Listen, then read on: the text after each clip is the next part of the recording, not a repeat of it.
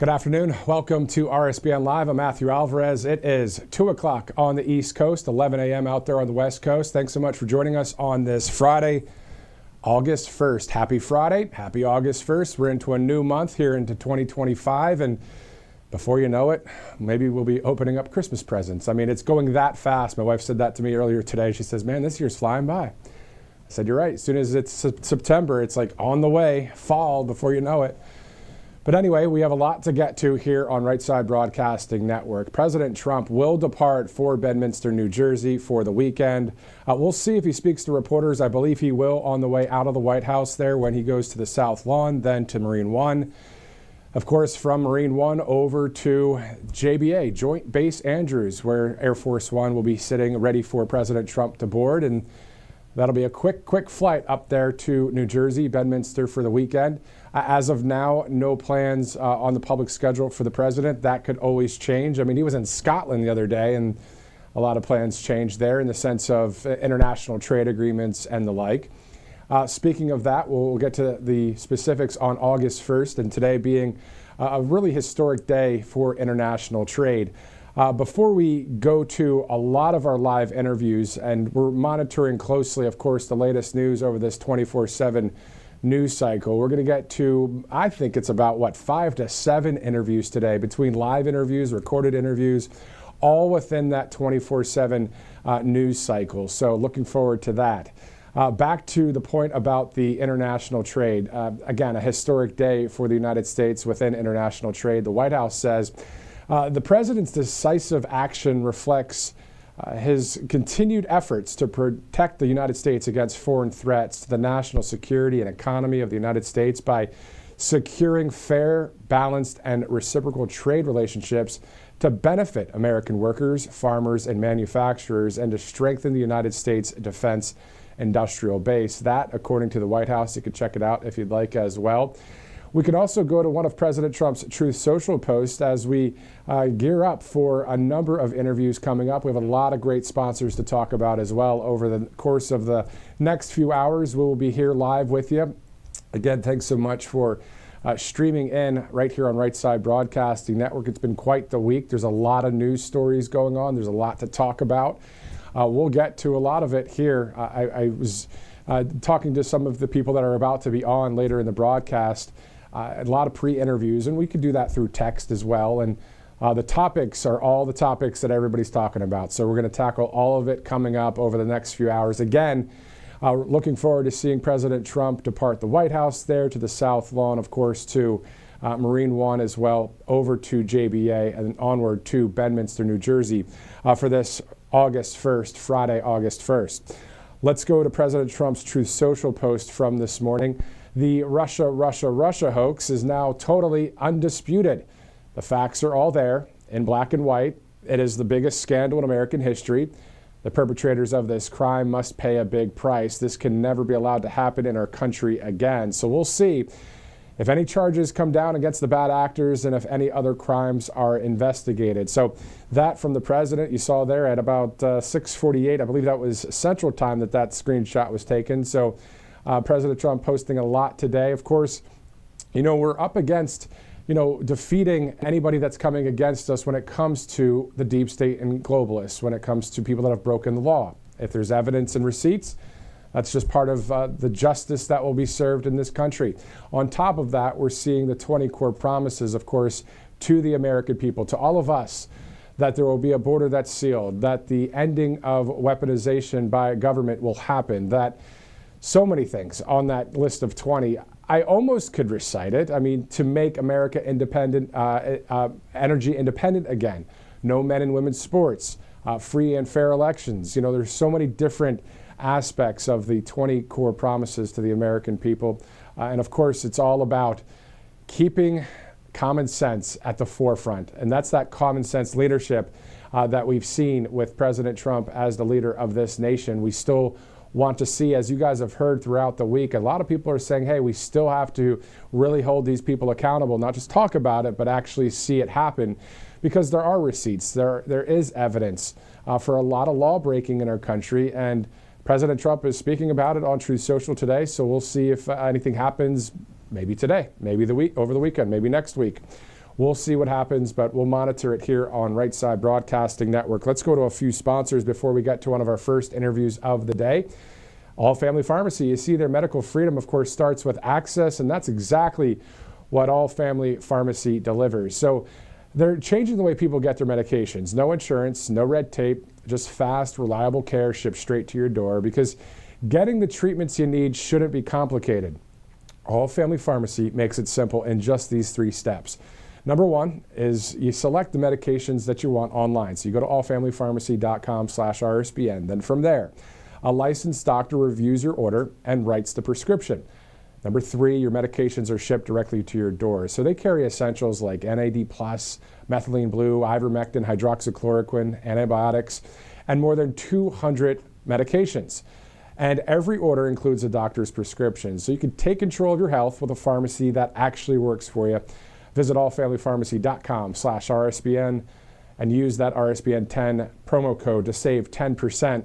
Also, callshe.com. You can download the app. You can go to the website. You can also use that QR code to get there. It's callshe.com/RSBN. So if you're looking to bet or trade or check out all these different polls on various topics, there's so many topics that we don't even have the time to tell you. I mean, over the next 3 hours, it would probably take that long to go through all of the specific topics that people are betting, trading, and polling on. I mean, it could be the specifics about what's the weather in New York today going to be. Is there going to be this degree or this degree? And people actually are betting and trading on that. Money's on the line in many cases here when it comes to people that are the part of the users there. More than 1 million people on callshe.com/RSBN. So 2 great sponsors there. We have more to come, including a new sponsor we'll talk about a little bit later.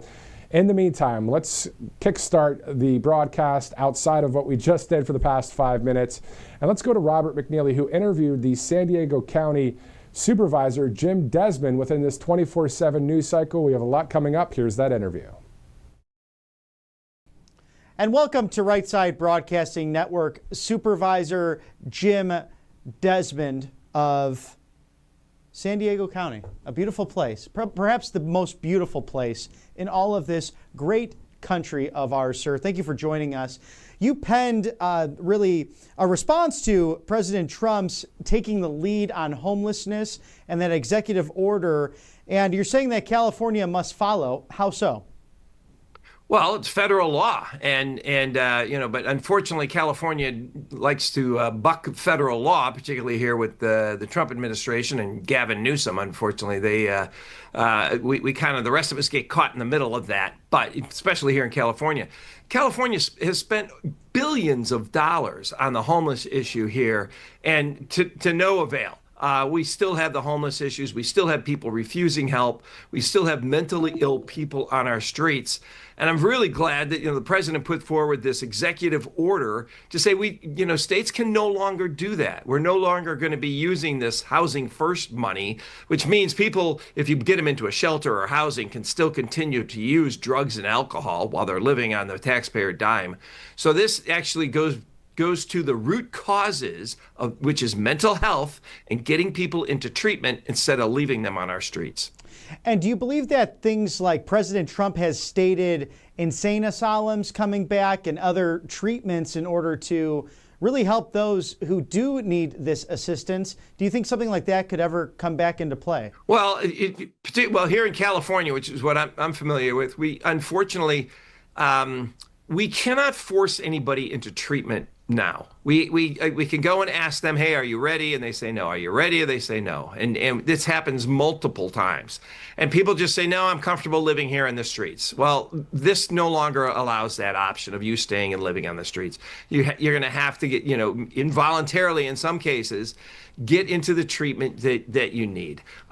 Just leaving people on the streets, I think, is more inhumane than forcing them into treatment or sobering treatments.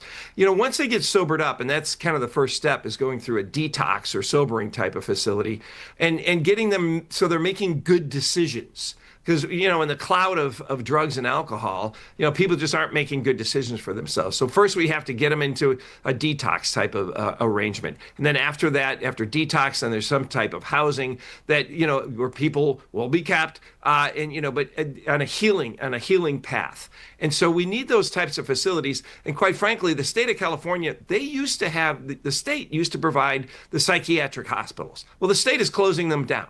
And they've let let all these people out of jail about 4 or 5 years ago, the people that, weren't violent criminals, and they just let them out into our streets with no path for success, no money. So now we've got all of these people, coping with life with drugs and alcohol on our streets. We need to get them into treatment. And that's what, in my opinion, this federal plan that Trump put forward in an executive order is get people into treatment and care, not just picking up and moving them into a parking lot or moving them into a shelter. We got to get that treatment and care path going. And that's what this executive order to me reads like. And I think that's the right step to take. Now, what's the reason for California choosing to close the psychiatric treatment? Is it solely financial? And then also, is there another face to homelessness outside of the drug and alcohol rehab? Are some simply not able to make ends meet, and because of the nice weather, simply with the high regulations, the high taxation out in the Golden State, maybe simply can't keep shelter over their heads, so they have to choose to be outside as a result? Well, and for people who want help, we've been able to help. For people, if you got a mom with a couple of kids and they're living in their car or something like that, we've been able to get people help, and pay for their groceries, pay for their, housing.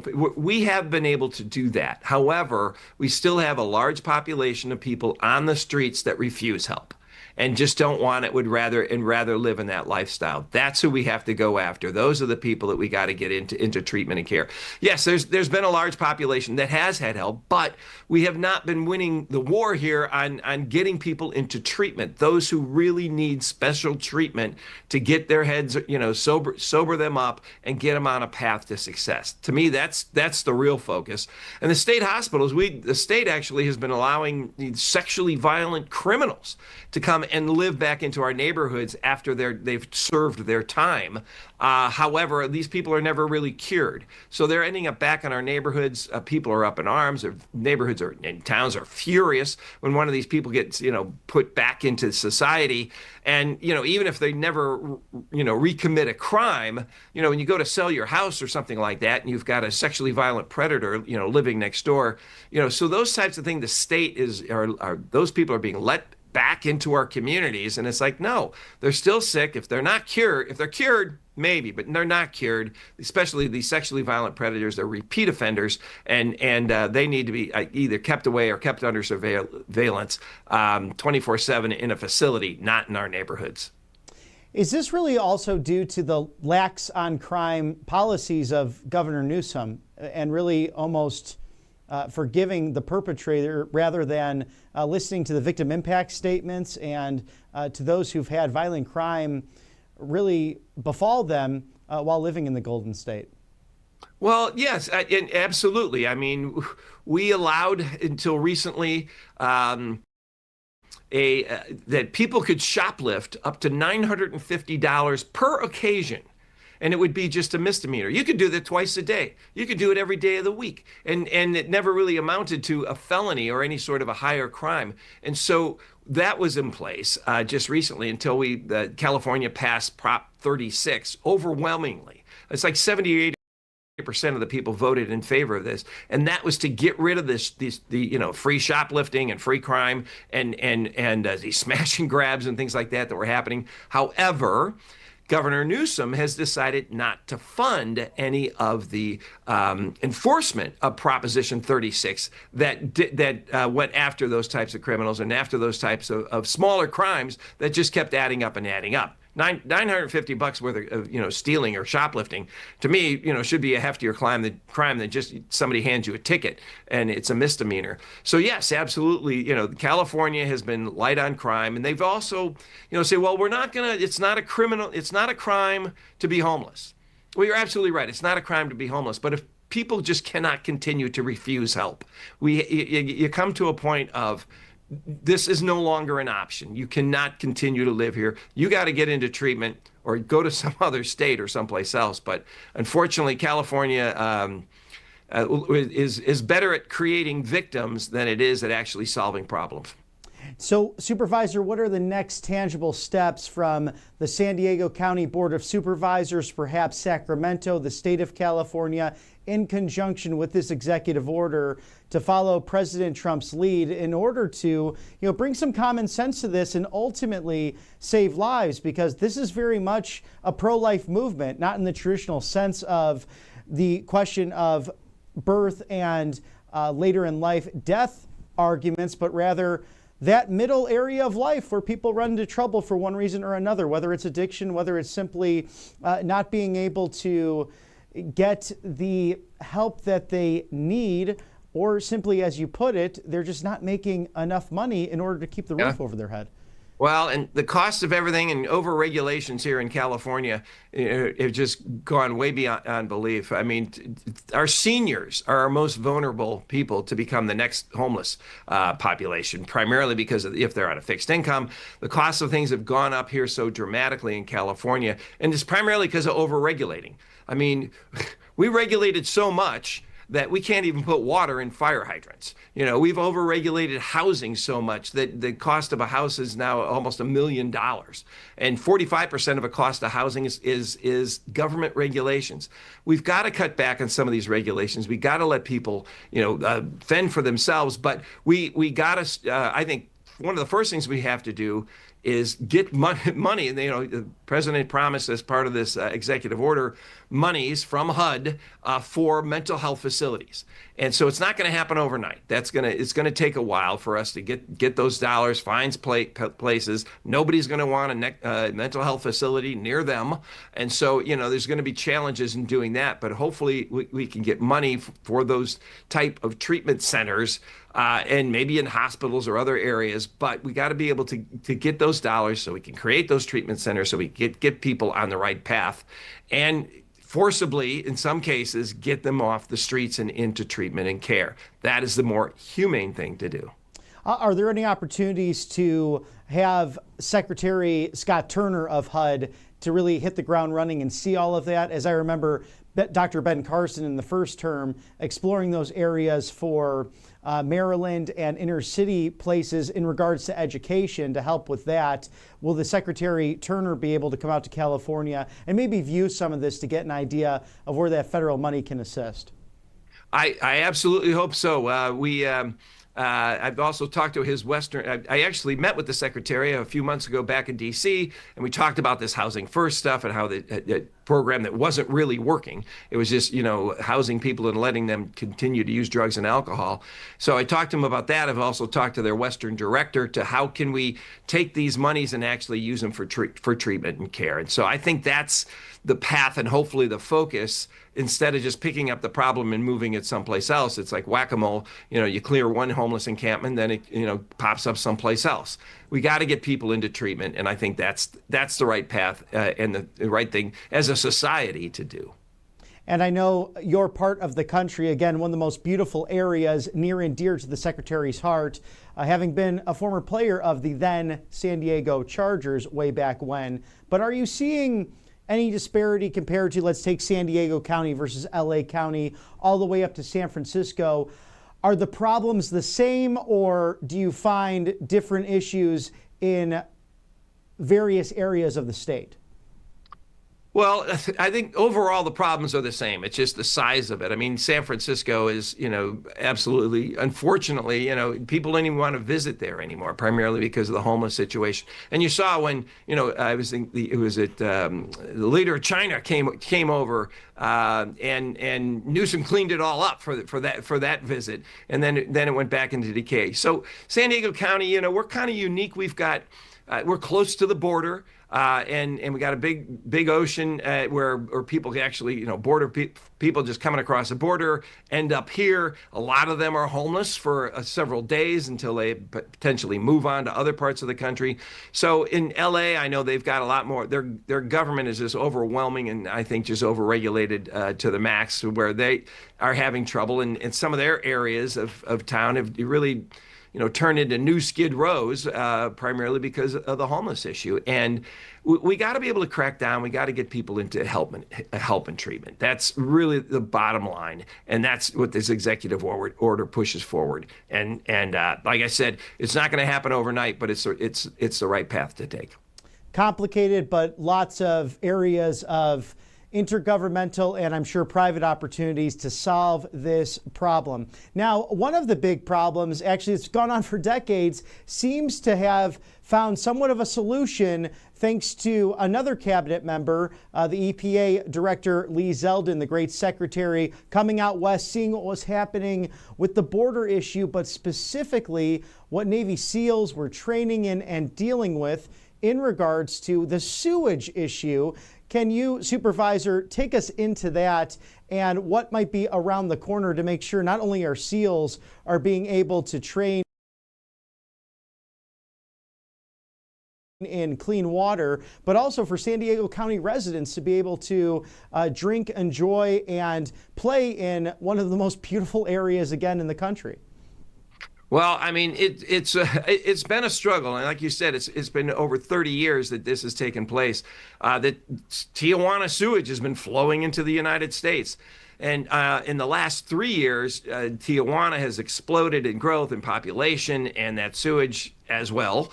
And it's actually closed down beaches here in San Diego County. Imperial Beach, which is the southernmost city in San Diego County, right up against the border, their beaches have been closed for over 3 years.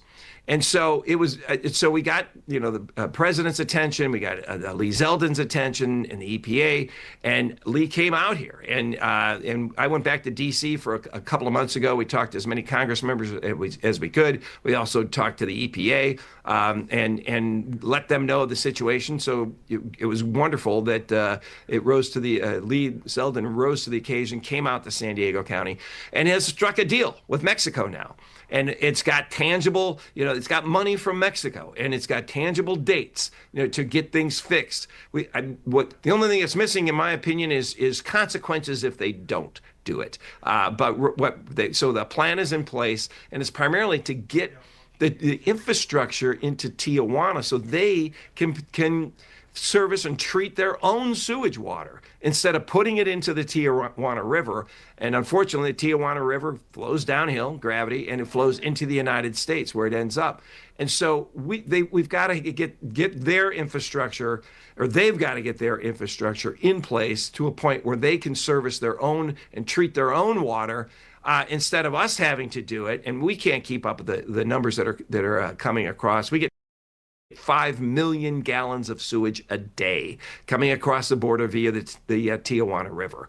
And so a lot of it we can't treat. It ends up in the ocean. And I'm very happy that Mr. Zeldin and whoever his counterpart is in Mexico have come up with a plan, and a tangible plan with dollars and goals for achieve their own facilities to treat their own sewage. Yes, very much a public safety issue, especially for our elite warriors to be prepared and ready. And then also, again, for the wonderful residents in San Diego County to enjoy clean water. And that's something I think that is very bipartisan. Clean air, clean water, all working towards that. Now, California, we're coming up to the midterms here. We're coming up to 2026, which will still be a very crucial election. The Republican House, not much of a large majority, very slim, in fact, 219, 214 right now with 4 vacancies. Do you see San Diego County, traditionally more Republican over the years, seeing somewhat of a surge there with the MAGA agenda, or really a common sense agenda that's really trying to work for the populist middle class, that center, that is not so much ideologically divided one way or another? They just simply want to be able to work, be able to put a roof over their head, and ultimately live the American dream. Well, fortunately, hopefully, San Diego County has moved more conservative. President Trump picked up more votes this time than he did the last time. It didn't win in San Diego County, but a lot of these districts are turning a little more towards common sense solutions. I'm actually termed out next year as county supervisor. I'm running for Congress in the 49th district here, which is 2/3 of it's in San Diego County, 1/3 of it in Orange County. The current Congress member that we have did nothing to stop the people coming across, thousands, millions of people coming across the border. We also, because we're a beach community and we had many boats just land on our shores, people just jumping out of these boats and coming into our communities. And there's a lot of affluent community, people living along the beach, and it's primarily liberal areas. But when they see people just getting off of boats and walking into their neighborhoods, unvetted, they're scared, they're concerned, and they're saying, hey, we don't want this. There's a lot of people that are here legally that, have jobs, and they don't want to lose them to somebody here coming illegally. So I think, we were front and center. We were the doormat in California here for people coming in here illegally. Governor Newsom offered free Medicaid or free medical, or Medi-Cal is what we call it here. So he spent $9 billion on Medi-Cal medical aid for illegals coming into our country. So San Diego County, we saw a lot of the impacts of illegal crossings, and so I think that's why a lot of people are leaning more conservative, saying, "Hey, this isn't right. People shouldn't just be able to jump ahead of the line and come into our country, and then our taxpayers were paying for some of these services they were offering." So I'm hoping the rest of California is feeling the same and moving more towards common sense, practical, conservative solutions. So, Jim, you've had the opportunity now as supervisor of the 5th District on the San Diego County Board of Supervisors. You've really seen municipal government in action and how it is closest to the people. How will you take these issues of illegal immigration, homelessness, also this sewage crisis, and try to make that change for common sense in Washington, D.C.? Well, I want to be able to bring federal resources, to Southern California. And we need an immigration system that works. It's great. The President Trump on day one closed the border. Okay, so we have like 95% fewer people coming across the border, but we need an immigration program that works. And that's one of the areas I want to work on. We also energy issues in California. Also, we've got to keep our people safe. We got to put more emphasis on safety. People want three things. They want to be safe, they want to be left alone, and they want to be able to use their God-given talents for a better family, community, and you make the world a better place. But we've got to have prospects and paths for prosperity. Right, what we've been focusing more on is handouts and giving people free stuff from the government. And to me, the Democrats are more looking for victims than they are at solving problems or solutions. I want to solve problems. I want to have people be on paths to prosperity, not standing in line for handouts. We got to make America prosperous again. Our next generation can't afford housing, particularly here in Southern California. My kids are in their 30s. Most of their friends can't even afford to buy a house. We got to get that American dream back. We got to get people in the mindset of prosperity and building up our country instead of just getting handouts. A two-part question regarding that. Do you believe that with the bringing down of rates even by 0.5% before Chairman Jerome Powell leaves will in effect help that with all the successes we're seeing in the reshaping of the global markets thanks to the deals President Trump is getting done with the European Union, with the UK, and countless others, including the last week of Japan, Thailand, and the Philippines, but also SCOTUS ruling on that illegal immigration 14th Amendment that the President Trump has really argued regarding birthright citizenship. Do you expect anticipation of legislation either in the second term of the 119th Congress or if you're so fortunate enough to serve in Congress, that being addressed specifically in regards to solving this immigration reform? Well, that absolutely could be part part of the immigration reform. But I think even in the shorter term, it takes like a year and a half for somebody to apply to be a U.S. citizen or even come into our country legally. We've got to be able to shave that amount of wait time down. But back to your question about interest rates, absolutely, we got to lower these interest rates. I mean, that's what's keeping a lot of people out. But in California, it's government regulations too. People, we've gone overboard. We all want to live with the environment in a balance, but the environment has taken the precedent and has been used as a weapon against housing and providing housing for this next generation. So we got to be able to find balances. We've got to be able to reduce some of these government regulations and reduce the interest rate so that young people are going to be the next group of people that are going to be mad. They're going to be upset. They're going to say, I can't achieve the American dream. I want to raise a family. I want to have a single family home. I can't live in an apartment or a condo my entire life, and raise a family. We need to have those types of availability for prosperity and success. Whereas here in California, that's not a reality right now. And so we've got to be able to let this younger generation live out and have opportunities for that American dream. Lowering interest rates is going to be good. Getting rid of government regulations, getting government out of the way, and making sure that we can provide that opportunity for the next generation to live the good life that we have. Supervisor Jim Desmond, where can we find your great work right now, and where can we follow your campaign as you seek to become a congressman for the 49th District of California? Well, it's all on one website. It's DesmondForCongress.com. So you'd love to have people come check it out. I think we got a great opportunity. This is a seat that is flippable. This is a seat we can win and keep the Republican majority in the House. Supervisor Jim Desmond of the 5th District, San Diego County Board of Supervisors. Please come back and see us soon at Right Side Broadcasting Network's live desk. Thank you for joining us as part of our midterm series. Thank you very much. It's always great to see people that are in places like California, but on the right side of history. And we know there's a lot of great MAGA-related type of people there. I know I have some friends there as well. So Jim Desmond, a great interview there by Robert McNeely. In the meantime, as we continue on with live interviews, recorded interviews, all within the 24/7 news cycle, we'll be monitoring President Trump once he leaves the South Lawn of the White House, Marine One, over to JBA, Joint Base Andrews. Then he'll fly from Air Force One over to Bedminster, New Jersey. So not a very far flight, but if he speaks to reporters, we'll have that for you, whether it's on the South Lawn or prior to boarding Air Force One. In the meantime, all of this brought to you by some great sponsors, including angelpaste.com out of Spring, Texas. Of course, you can go to angelpaste.com, check out the Miracle Cream there. A lot of great products on that website there, on the right side of history as well. It's always great to see small businesses that are doing it for the right reasons, right? Being patriotic just like you are. They hire military veterans out of Spring, Texas, and it's just great to see that they are still a sponsor here at Right Side, just like so many are.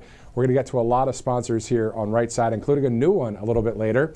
In the meantime, let's go to Tax Network USA, 800-357-1415. You can settle your back taxes today, or at least get the ball rolling. All you have to do is go to tnusa.com/RSBN. You'll get all the information you need there. Great to have people, again, on the right side of history. You can give them a call, ask them for some assistance on how to maybe pay off some taxes, or even if it's one of those things, maybe you didn't pay your taxes in 2019 or something. Well, they're going to help you out. Tax Network USA. All right, let's shift now to a movie that will be released on August 15th. It's titled Pardon Me, the Bevelyn B. Williams story. So on IMDb, the description reads, the Bevelyn B. Williams story is a bold and gripping new biographical drama that brings to light the harrowing true story of a fearless pro-life activist who paid the ultimate price for standing on her convictions. Here's the trailer and an interview with Bevelyn B. Williams. When I was 21 years old, a woman told me, you need to surrender your life to Christ because there's nothing left but death for me.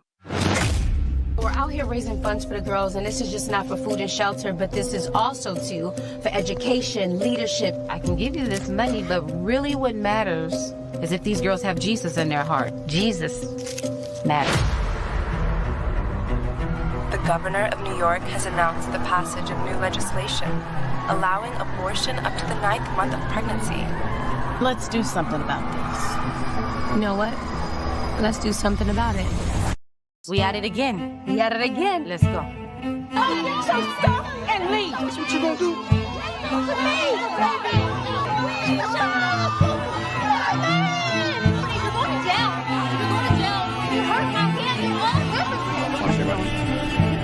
Yo, these kids came out for one thing and one thing only. And that's to destroy. Wow, Bevelyn. Your life, even up to this point, is incredible.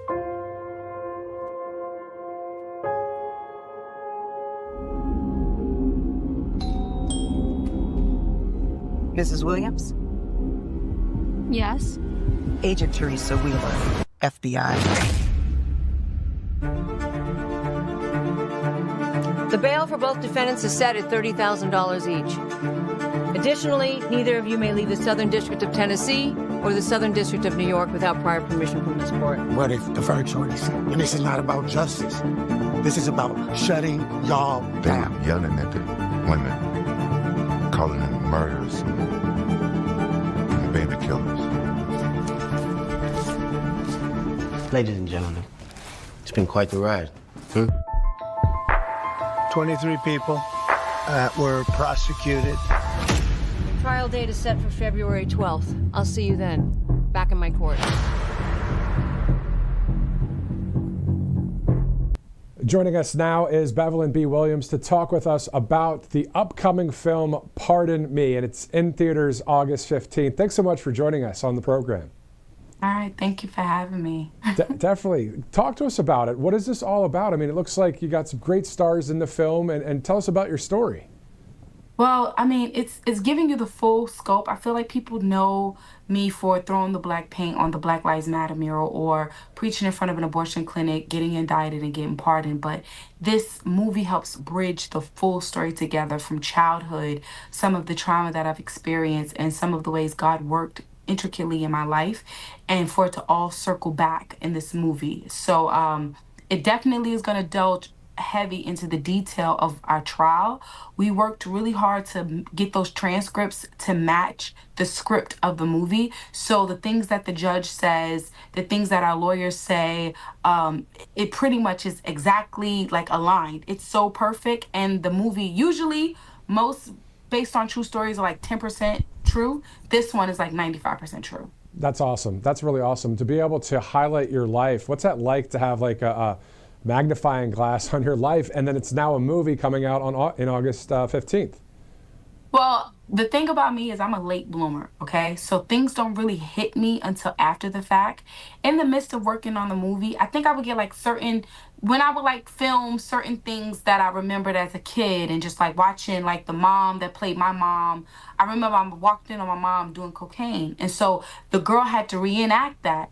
And as I watched it through the camera lens, it was just like surreal for me to watch, like, wow, this is what I went through. Because, you know, when you're going through trauma, you don't realize how bad it is until you see it on another screen. And you're like, dang, that really was some messed up stuff I went through. So that was surreal for me. But also even now, it going to big screen, I don't know if it's hit me just yet. I'm still like, I'm trying to stay sober. But it's like, I don't know how to register it and I haven't watched the movie yet. I've waited to now watch it so I can get the same shock factor as everybody else when it comes out. Exactly. So it's called Pardon Me. And, you know, the description that I was reading is saying you've never seen a courtroom drama like this. Pardon Me brings to life one of the most polarizing legal cases in recent American history, centering marginalized activists who risked everything to be a voice for the voiceless. It says some call her a hero, others call her a criminal. Pardon Me turns her persecution into an open invitation to all of us. And it says now it's time to have the hard conversations and decide where our convictions truly stand. Premieres August 15th. Is that not perfectly said? I mean, what else could I say to that? It was perfect. So talk to us about like the left-wing media and all that junk on the left. You know, they just probably said all sorts of stuff about you, but you were standing up for the people. The lies. I mean, they called me violent. They called me aggressive. They called me, I mean, they just spoke so ill about me. I'll tell you how cruel they are. When I was found guilty, and this is before I even got sentenced, I wasn't even out of Manhattan yet. I was on my way back to Long Island after the trial. I mean, trial was all day until 4 o'clock. Even before I could get off of the Manhattan Island, Damian Williams, who was the head of the FBI at that time, made a statement about this is what happens when you bully. This is not about faith. This is about women's rights. And it was like, I've never, the media of the left, they kicked me when I was down and they relished in blood. It's like they wanted to see blood drawn and they wanted to cook it and drink it, you know?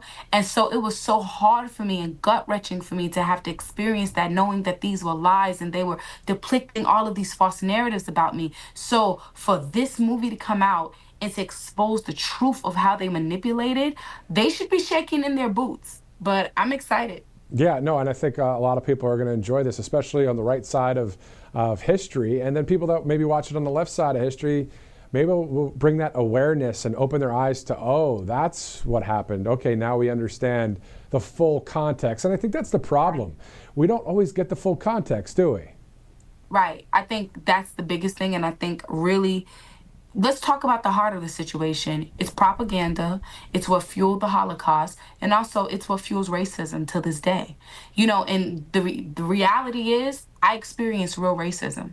When I went through that trial, I experienced the left treat me like a dog and politically lynch me because I'm not half naked and dancing on stage, shaking my behind. I'm standing in front of an abortion clinic and I'm petitioning for life, obviously for all life. But let's be honest, a lot of the Black community takes up an unnormal, unnatural chunk of abortion, right? So I don't fit the narrative. I'm supposed to be the Kamala girl. I'm supposed to be the feminist and the single mother. So if I was all of those things, I would be easily accepted. And if I did commit a real crime, I would have been patted on the wrist. And this is what I said to the judge. I said, I feel like a Negro out of line. I feel like had I had been that girl shaking my butt on stage or in front of that abortion clinic with 10 abortions and ready to get another one, you would have full on supported me, gave me a break. But because I'm standing for something that is actually destroying a community, you want to lynch me and bury me. And she was like, yeah, basically, okay, well, you'll be all right, girlfriend. We're going to give you these 3.5 years. Deal with it. Dang.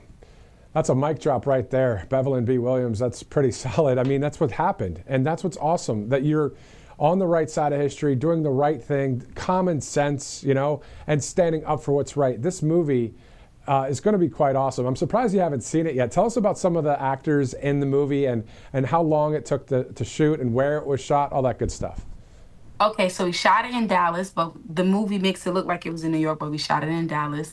I'm going to give you some real good tea. All right, this is back in. Nobody knows about this. I'm giving it just to you. All right. So the actor Jason Mitchell wasn't necessarily originally booked, okay? So we had this guy who was a real lawyer, known out of Dallas, and so we wanted to kind of put him in a movie, give him a cameo, but he would not get paid for the movie. So I guess when we started to film and he saw the production and the quality of the movie and all of that, he was like, listen, I want me a little bit more coin. You know, I thought a cameo would be good, but I want a little bit more. So in mid-production, he stops and is like, sends a contract from his lawyer and it's like he wants a percentage of the movie. He wants producer rights, all crazy. It was surreal.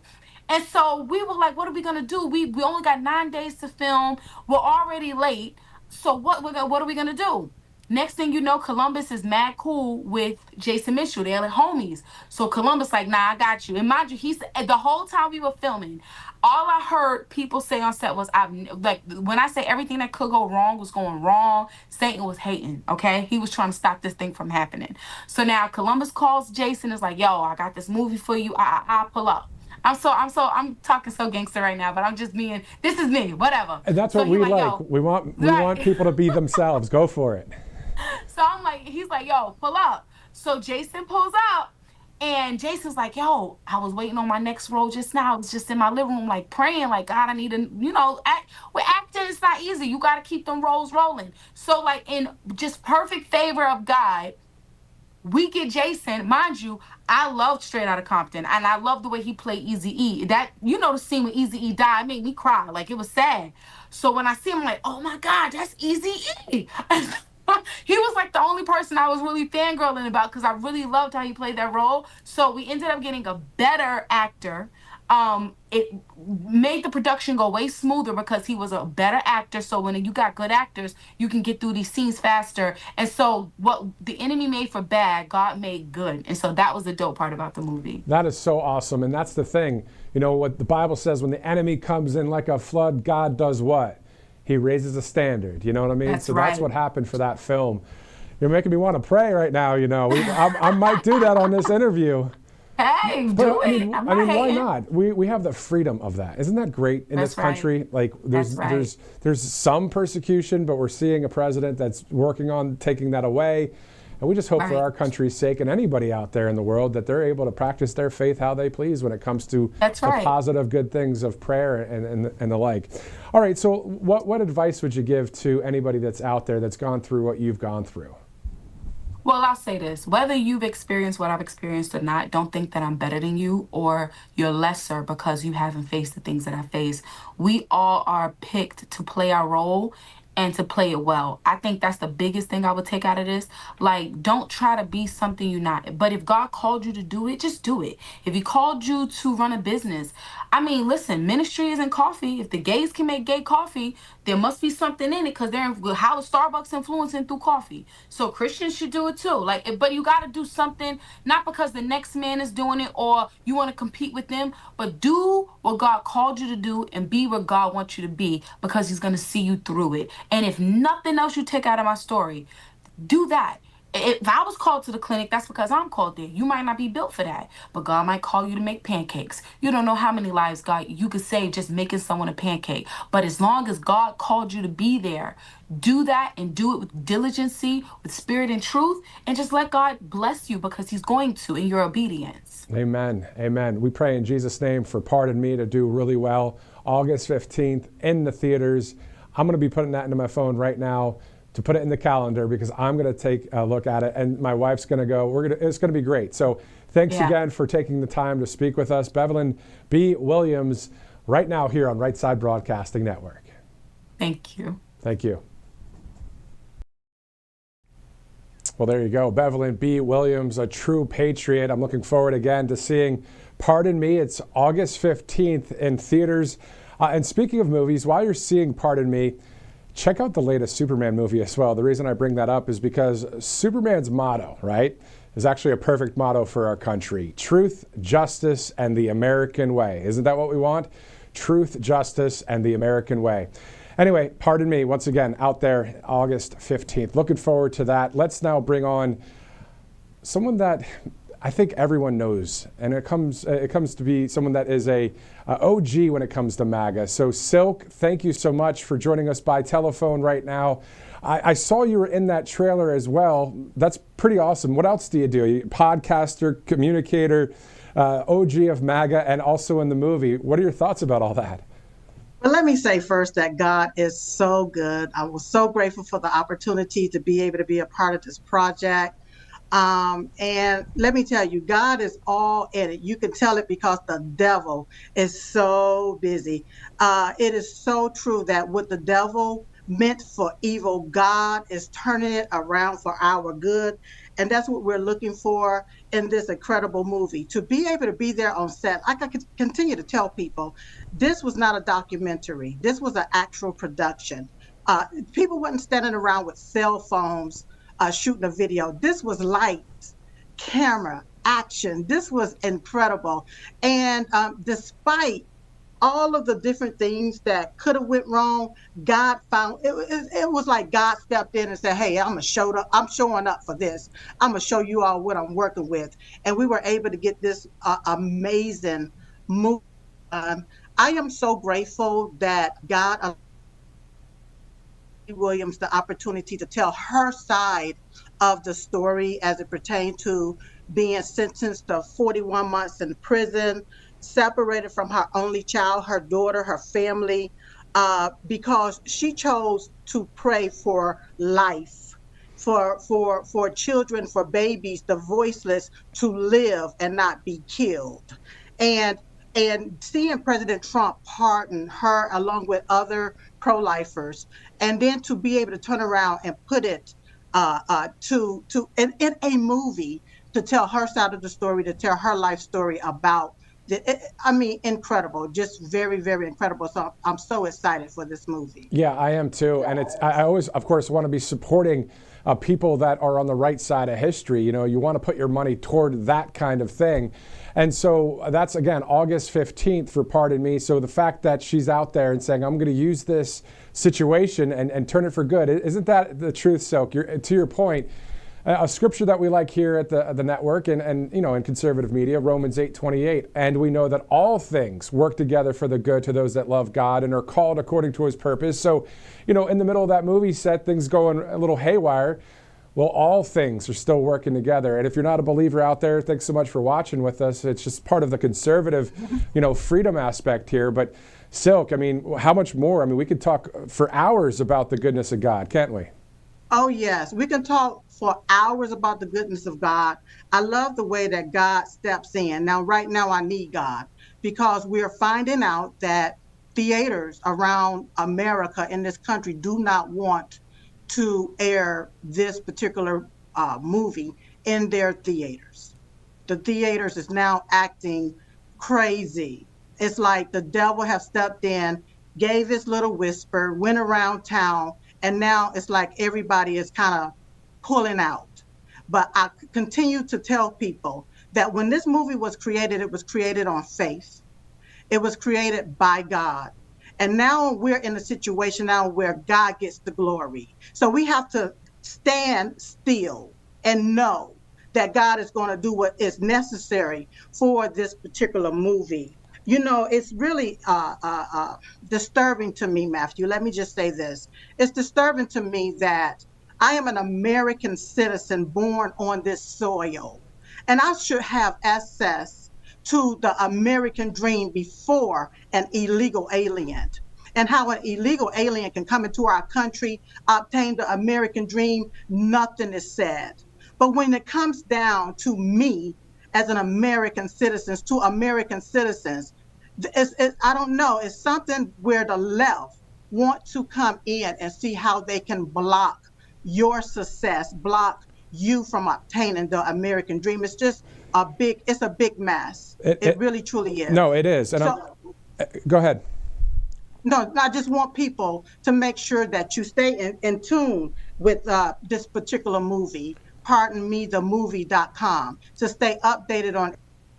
Because it's like, I don't know, I know that the message here, God wants to get out to the masses, and sometimes avenue in order for God to do what is necessary. And like I told my producers and different people, still and know that God got this. Let go and let God. But it's an incredible story, an amazing movie. And the devil will not win. In the end, God always win.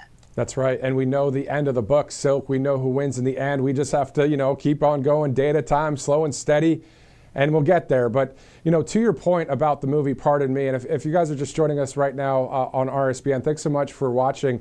Of course, Silk, the OG of MAGA, on with us right now. Great to speak with her about this movie Pardon Me. If you're just joining us, we just interviewed who the movie is all about, Bevelyn B. Williams, on IMDb here.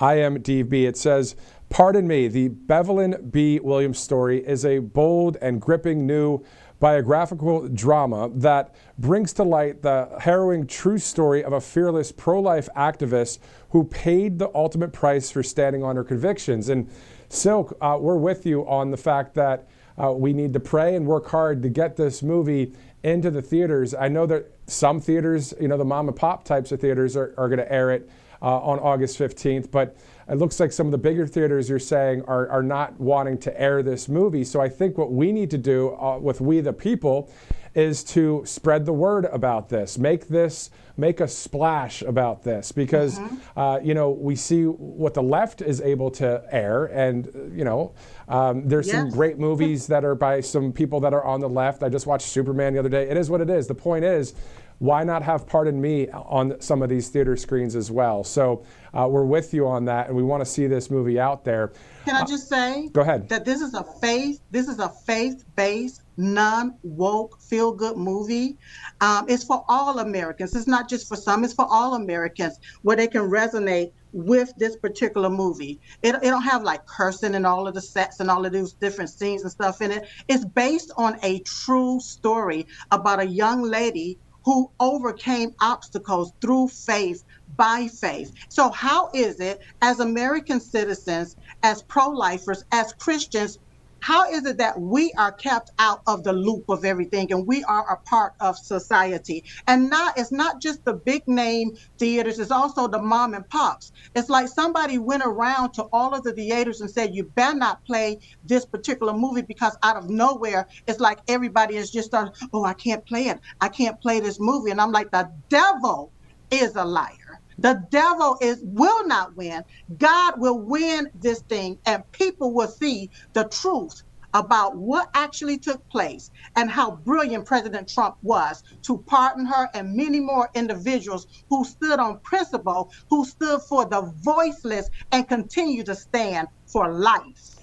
I'm actually right now writing into my calendar to double check to make sure that the Pardon Me movie, the see and follow up on August 15th, which theaters it's going into. Maybe there's still some things that we can do in general as we the people to assist with this, because we are just doing common sense reporting here, and you should have the right, if you have a movie that is about this topic, to be able to be seen. So yeah. We'll follow up with it. Silk, if you and your team can also stay in touch with me here at Right Side, and just stay in touch with me in regards to all this, I'll also speak with the Pardon Me team there with Bevelin and see if we can help in any way, because I think we the people that are watching right now are nodding their heads, or maybe if you guys that are on Rumble, on YouTube, all over the place right now, on the comment sections, just start saying, let Pardon Me be played in theaters. Why are they not allowing this movie to be played? Go ahead and start posting about it. Why not? Why not, right? So listen, if they can take and make a movie about a man that kidnapped people and then take and kill the person and then turn around and eat the person, then we should be able to make a movie and allow a movie dealing with somebody's true story, okay, about her faith and how she overcame obstacles and how she stood for the voiceless. This is a true story. It shouldn't be a problem with it being in the theaters. The people that's at the head may not like it, but we the people want to see this. Pro-lifers want to see this. American citizens want to see this movie. Allow us the opportunity to see it. It's not based off of quality. The quality of this movie is 100, but it's based on something else. They are the ones that brought politics and brought racism into the middle of this movie. But you know what?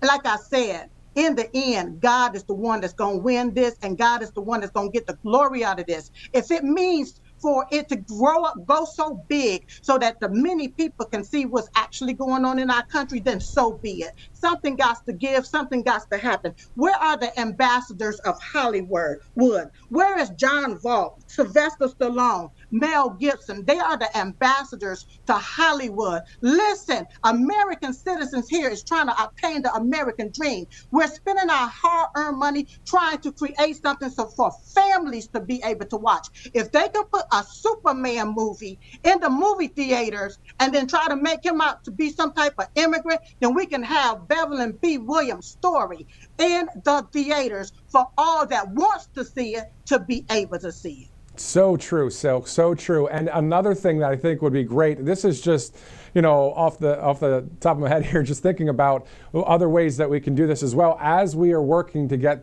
this into theaters, just by word of mouth, by spreading the information about it. You think about conservative media and all the different outlets that are out there, just like Right Side and others. And this is above my pay grade, but when it comes to management and other places, it'd be great to be able to just work together and maybe air a movie like this on all conservative media, every Truth Social account, every X account, and do it our way if they're not going to do it. I mean, is that not a bad idea? I mean, we're still going to work for the theaters because that's where the money's coming in, and I get that's part of what's going on here, but it's not a bad idea, right, Silk? There's many ideas we can do it, but here is the deal. We already had theaters that are now pulling out. That's what I want people to understand, that the devil has come in. It's like, you can't air that. Like it's such a big, like it's like, I mean, I'm just lost from words here, Matthew, because we are American citizens. We should be able to have opportunities as well, just like the next man. It shouldn't be based off of your political affiliation. This movie was created based off of a true story. So right now it's about we the people. If we don't stand for something, we're going to fall for anything, and we ain't going to have nothing to fall back on, because these demonic evil spirits is going to take everything from us, and they'll be able to be the guard over everything, and we won't have nothing. This is a movie for all of us. I don't care who you are, black, white, pinstripe, polka dot, or plaid. It's for all individuals who wants to be part of the truth and part of this woman's true story as to what happened to her. Pardon Me, the Beverly B. Williams story. And you can get more information at pardonmethemovie.com. Silk, this is what we're going to do. We have another interview coming up in just a bit. I want to keep you on the line if you have time, but we're going to play the trailer once again once we're done with our interview here. But in the meantime, Silk, if your team could send to me all of the theaters, if there's a list of theaters, and you know, in journalism, for those watching at home, I mean, yes, we report the facts or we do common sense reporting, and our opinion and editorial is usually always on the right side of history, right? I mean, you guys have gotten to know us a little bit here. But there's another aspect. It's also advocacy, viewer advocacy. And this is a situation where we could reach out to various movie theaters. And this is not a rude thing. This is a very professional, on the up and up thing. And simply email these theaters and say, hey, I'm Matthew Alvarez with Right Side Broadcasting Network, or if there's another conservative outlet that would also want to help out with this, or another podcaster, or just people, and just ask, you know, if there's a statement as to why Pardon Me was taken off of the theater list there. So this is something that I'm willing to do. So if you guys would want to send me the list of, you know, theaters that have done that, and we can at least email and try and talk about it and keep this in the so-called news. And this is the thing, Silk, as you know, in mainstream media, whatever they want to keep on the news, they'll keep repeating. It's called rinse and repeat, right? Well, here on the right side of history in conservative media, we don't give a you-know-what the left wing does, right? So we're on the right side of history here. We're with We the People, and We the People are boss. Are we not, Silk, the boss? That's right. You got that right. We are the boss, and God is the main boss over all. He's the ruler over all. But at the end of the day, I don't care if you're left wing, right wing, or in between. We are American citizens. And if we have a good product here, why not allow our product to be seen for individuals who want to see it? Don't make the decision over individuals' choices. If a person wants to see something, allow them the opportunity to say yay or nay. But this stigma that's been put over America, where you're not good enough or you're not the right type of black person to be able to have a seat at the table, I am sick and tired of that type of demonic ideology infiltrating all our lives and our systems. I'm sick and tired of that. We are all here together, but we have choices. This is the United States of America, the land of the free. We should be free to make our own choices without 3 or 4 people saying, well, no, we can't do that. Well, no, you can't do that. You don't own me. I'm a slave. So stop treating me like one. And I refuse to allow you to treat me like I'm one. We are here. We spend our money. People spent their time to create a movie that talks about Beverly B. Williams' story, then allow us the opportunity to be able to have it there viewed for individuals to make the choice if they choose to see it or not. 100% Silk, we're with you. Thank you so much for spending time with us. Looking forward to getting that email from your team in regards to some of the theaters to see if there's anything we can do to help. And those of you watching right now, again, just put the word out there that the Pardon Me movie should be out there on August 15th for anybody to see anywhere at any theater. And the people that decided not to air the movie, why did you do that? And let's see what happens from there. But we do pray in Jesus' name that this will work out for the good. Jesus' name. Thank you so much for joining us. Silk, we're going to play that trailer right now here on Right Side Broadcasting Network. Director, is that ready to go? All right, so Silk, let's watch it together. Everybody at home, thank you guys so much for watching. We have a lot to take care of in the sense of cover here over the next couple hours, but let's watch that trailer. Pardon Me, the Beverly B. Williams story. Let's watch it right now. When I was 21 years old, a woman told me, you need to surrender your life to Christ because there's nothing left but death for me. We're out here raising funds for the girls, and this is just not for food and shelter, but this is also, too, for education, leadership. I can give you this money, but really what matters is if these girls have Jesus in their heart. Jesus matters. The governor of New York has announced the passage of new legislation allowing abortion up to the 9th month of pregnancy. Let's do something about this. You know what? Let's do something about it. We at it again. We at it again. Let's go. Oh, so stop and leave. That's what you gonna do?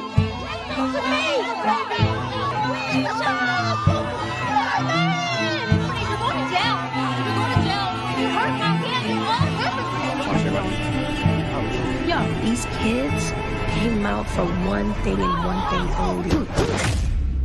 And that's to destroy. Wow, Beverly.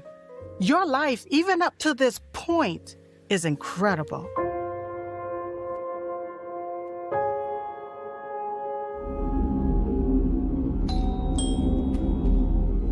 Mrs. Williams? Yes? Agent Teresa Wheeler, FBI. The bail for both defendants is set at $30,000 each. Additionally, neither of you may leave the Southern District of Tennessee or the Southern District of New York without prior permission from this court. What if the deferred choice? And this is not about justice. This is about shutting y'all down. They're yelling at the women, calling them murderers and the baby killers. Ladies and gentlemen, it's been quite the ride. 23 people were prosecuted. Trial date is set for February 12th. I'll see you then, back in my court.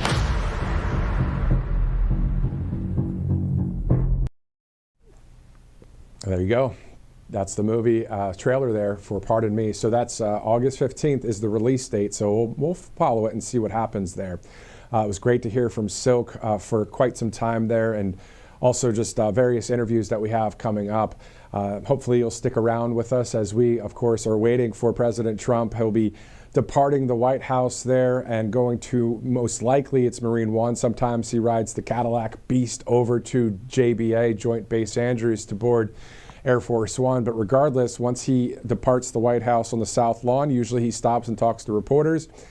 He may do that over at JBA where he boards Air Force One, or maybe he'll just do that on the plane on the way to Bedminster. Who knows? We'll monitor it. It's all live right here and right now on Right Side Broadcasting Network. It's 3:07 Eastern Time. Thanks so much for streaming in with us. Let's go through a few sponsors before we get into some more segments that we have here, including the great All Family Pharmacy. You know, specifically, medical freedom, of course, starts with access. And that's exactly what All Family Pharmacy delivers. They're changing the way people get their medications. No insurance, no red tape, just fast, reliable care shipped straight to your door. Because getting the treatments you need shouldn't be complicated. All Family Pharmacy makes it simple. In just 3 easy steps, you can select the medications you need online. Then the second step is a licensed doctor will review your order and write that prescription. The third step, your medications are shipped directly to your door. So it's pretty easy stuff there. They carry the essentials like NAD+, methylene blue, ivermectin, hydroxychloroquine, antibiotics, and more than 200 more medications. And every order includes the doctor's prescription. So you could take control of your health with a pharmacy that actually works for you. That's allfamilypharmacy.com/RSBN and use that code RSBN10 to save 10%. All right, we have a great new sponsor here at Right Side Broadcasting Network. I love it. Drink pure, live pure. So Utah and Florida actually just passed bills to ban fluoride in the water supply. So why are all these states suddenly doing a massive U-turn on fluoride when they've been adding it to our water for the last 80 years? Well, RFK Jr. has been warning us about fluoride for a while, and the government now admits to the fact that fluoride is linked to even lower IQ. So in a study done by JAMA Pediatrics, one of the top medical journals, scientists found that fluoride levels over 2 milligrams per liter of water caused more than a 2-point drop in children's IQ scores. So that's why we're proud to partner with Cove Pure. Cove Pure is a water filtration system that sits on your countertop. You don't have to drill any holes or call a plumber to set it up. Just fill it with tap water, plug it in, and it gets straight to work. Their ClearWave technology is certified to remove, get this, up to 99.9% of impurities in your water. Anything that isn't water, meaning fluoride or pharmaceuticals and even forever chemicals, gets filtered out, leaving you with pure water. So once you try Cove Pure water, you're never going back because it makes your water taste so good. And the best part is it has a touchscreen that lets you choose whatever temperature you want. So cold, hot, warm. Couldn't be easier, really. You look at it, it's a great looking product there too. If you happen to like fluoride, that's totally fine. You can get it through toothpaste or mouthwash, but the government should never force you to ingest it, of course.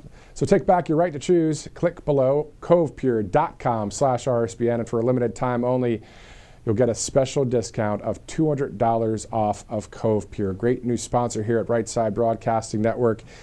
And if you're like me, I am a water snob. I will be honest there. I really like to have good tasting clean water, and they're not paying me to say that.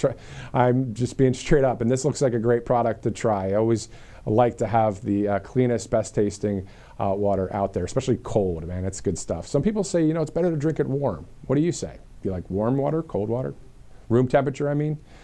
So anyway, great sponsor there, 3:10 Eastern, Friday, August 1st. Let's go now to mypillow.com/RSBN, the free shipping sale by the great MyPillow, the great Mike Lindell /RSBN. There are more than 2,000 products, as you guys may know. There's a lot of great products on there, a lot of high quality as well. And you can get free shipping through just going to mypillow.com/RSBN. Looking forward to speaking to Mike here shortly here on Right Side Broadcasting Network, mypillow.com/RSBN. All right, so it's 11 after 3. We know that President Trump will be departing the White House in a little bit. We'll be there for it, live with the feed, and then we'll see him go to Marine One. He'll take off and then just go right over to JBA, Joint Base Andrews, of course, in Maryland, where Air Force One is ready to go. And then the president will board that plane and go to Bedminster for the weekend. So if he speaks to reporters at all in any of those stops, we'll bring it to you right here on Right Side Broadcasting Network. Let's review some of the news as we await our next live interview. We may have time for some Flashback Friday material. We'll see. Let's go to President Trump, though. This Truth Social from this morning. The Russia hoax is now totally undisputed, the president says. The facts are all there in black and white. It is the biggest scandal in American history, the president said on that Truth Social this morning. The perpetrators of this crime must pay a big price. This can never be allowed to happen in our country again. So we'll see if any charges come down against any bad actors and if any other crimes are investigated. We're also monitoring that story along with any developments from the DOJ, FBI, and the Epstein case. So a lot to juggle, a lot to watch here at Right Side Broadcasting Network. Also, today is a historic day for the United States within international trade. The White House says the president's decisive action reflects his continued efforts to protect the United States against foreign threats to the national security and economy of the United States by securing fair, balanced, and reciprocal trade relationships to benefit American workers, farmers, and manufacturers, and to strengthen the United States defense industrial base. So a lot of international trade information going on there, as Liberation Day was back in April 2nd, not April 1st. We know why. But we have seen that continuation with international trade. All right, before we get to a number of other interviews, let's go to a little bit of a Flashback Friday really quickly here. Let's go real far back. I mean, not real far. I mean, we're talking, I don't know, a couple years. I got a chance to talk with the country artist John Rich for just a minute at one of the conferences. And here's what he had to say. If I'm on Truth Social or wherever platform I'm at, I just say exactly what's on my mind. For better or worse, whether they like it or not, that's really not the point. It's just to be able to say what I want to say. And what I found is a lot of people feel the same way I feel. And that we want unity, that's how you get it. You got to let people know where you stand. Well, there's a lot of country stars that do feel how I feel. I'd say maybe the majority, maybe. But unfortunately, they got careers tied up with big companies, and they got payrolls. They got a lot going on that makes it really difficult for them to do what I'm doing. I'm in a unique position that I kind of outgrew the music business to a degree where, they really couldn't affect me one way or the other in a bad way. Then say, hey, you're no longer welcome at the award show. I said, well, you weren't going to give me anything anyway, so it's fine. You have to be willing to give up something to go chase down something else. You can't hang on to both at the same time. You have to let go of one and go grab the other. And I think more and more you're seeing country artists start to step in. Jason Aldean has been stepping out there and swinging on them. There's a few others that call me, and I think that you're getting ready to hear some new music coming out that you're going to be surprised it actually came out. So I see the bravery starting to step up. To the oceans, come on, white with foam, sing it now.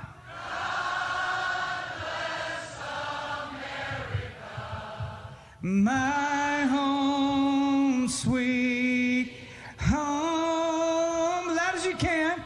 God bless America, my home, sweet home. God bless America, indeed. God bless it.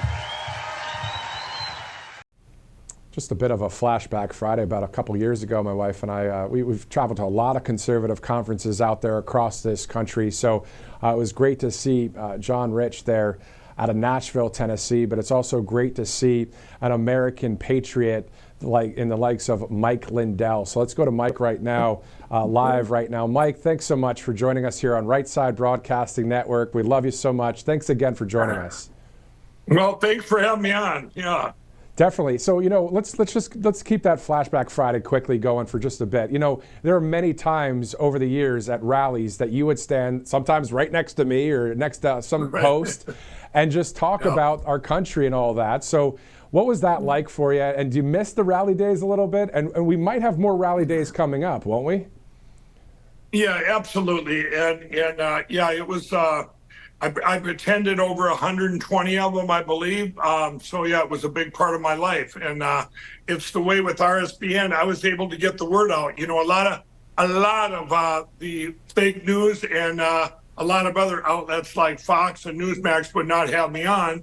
The only network that had me on would be RSBN. So it was great when I would get there. I always knew I had a good platform to speak out what was important to our country, and I do miss that. And but I'll tell you what, we're seeing now the manifestation of all the work and all the rallies and getting the word out, especially with when it comes to our election platforms of getting eventually here to paper ballots hand counted like our president wants. So it's very exciting. And I go all the way back with RSBN. My first rally, I believe, was in, probably 2016, somewhere back in there.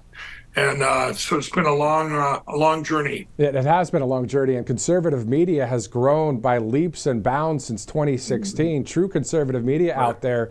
A lot of the people resonating with our network, yours, and others out there because they're just fed up with the bull.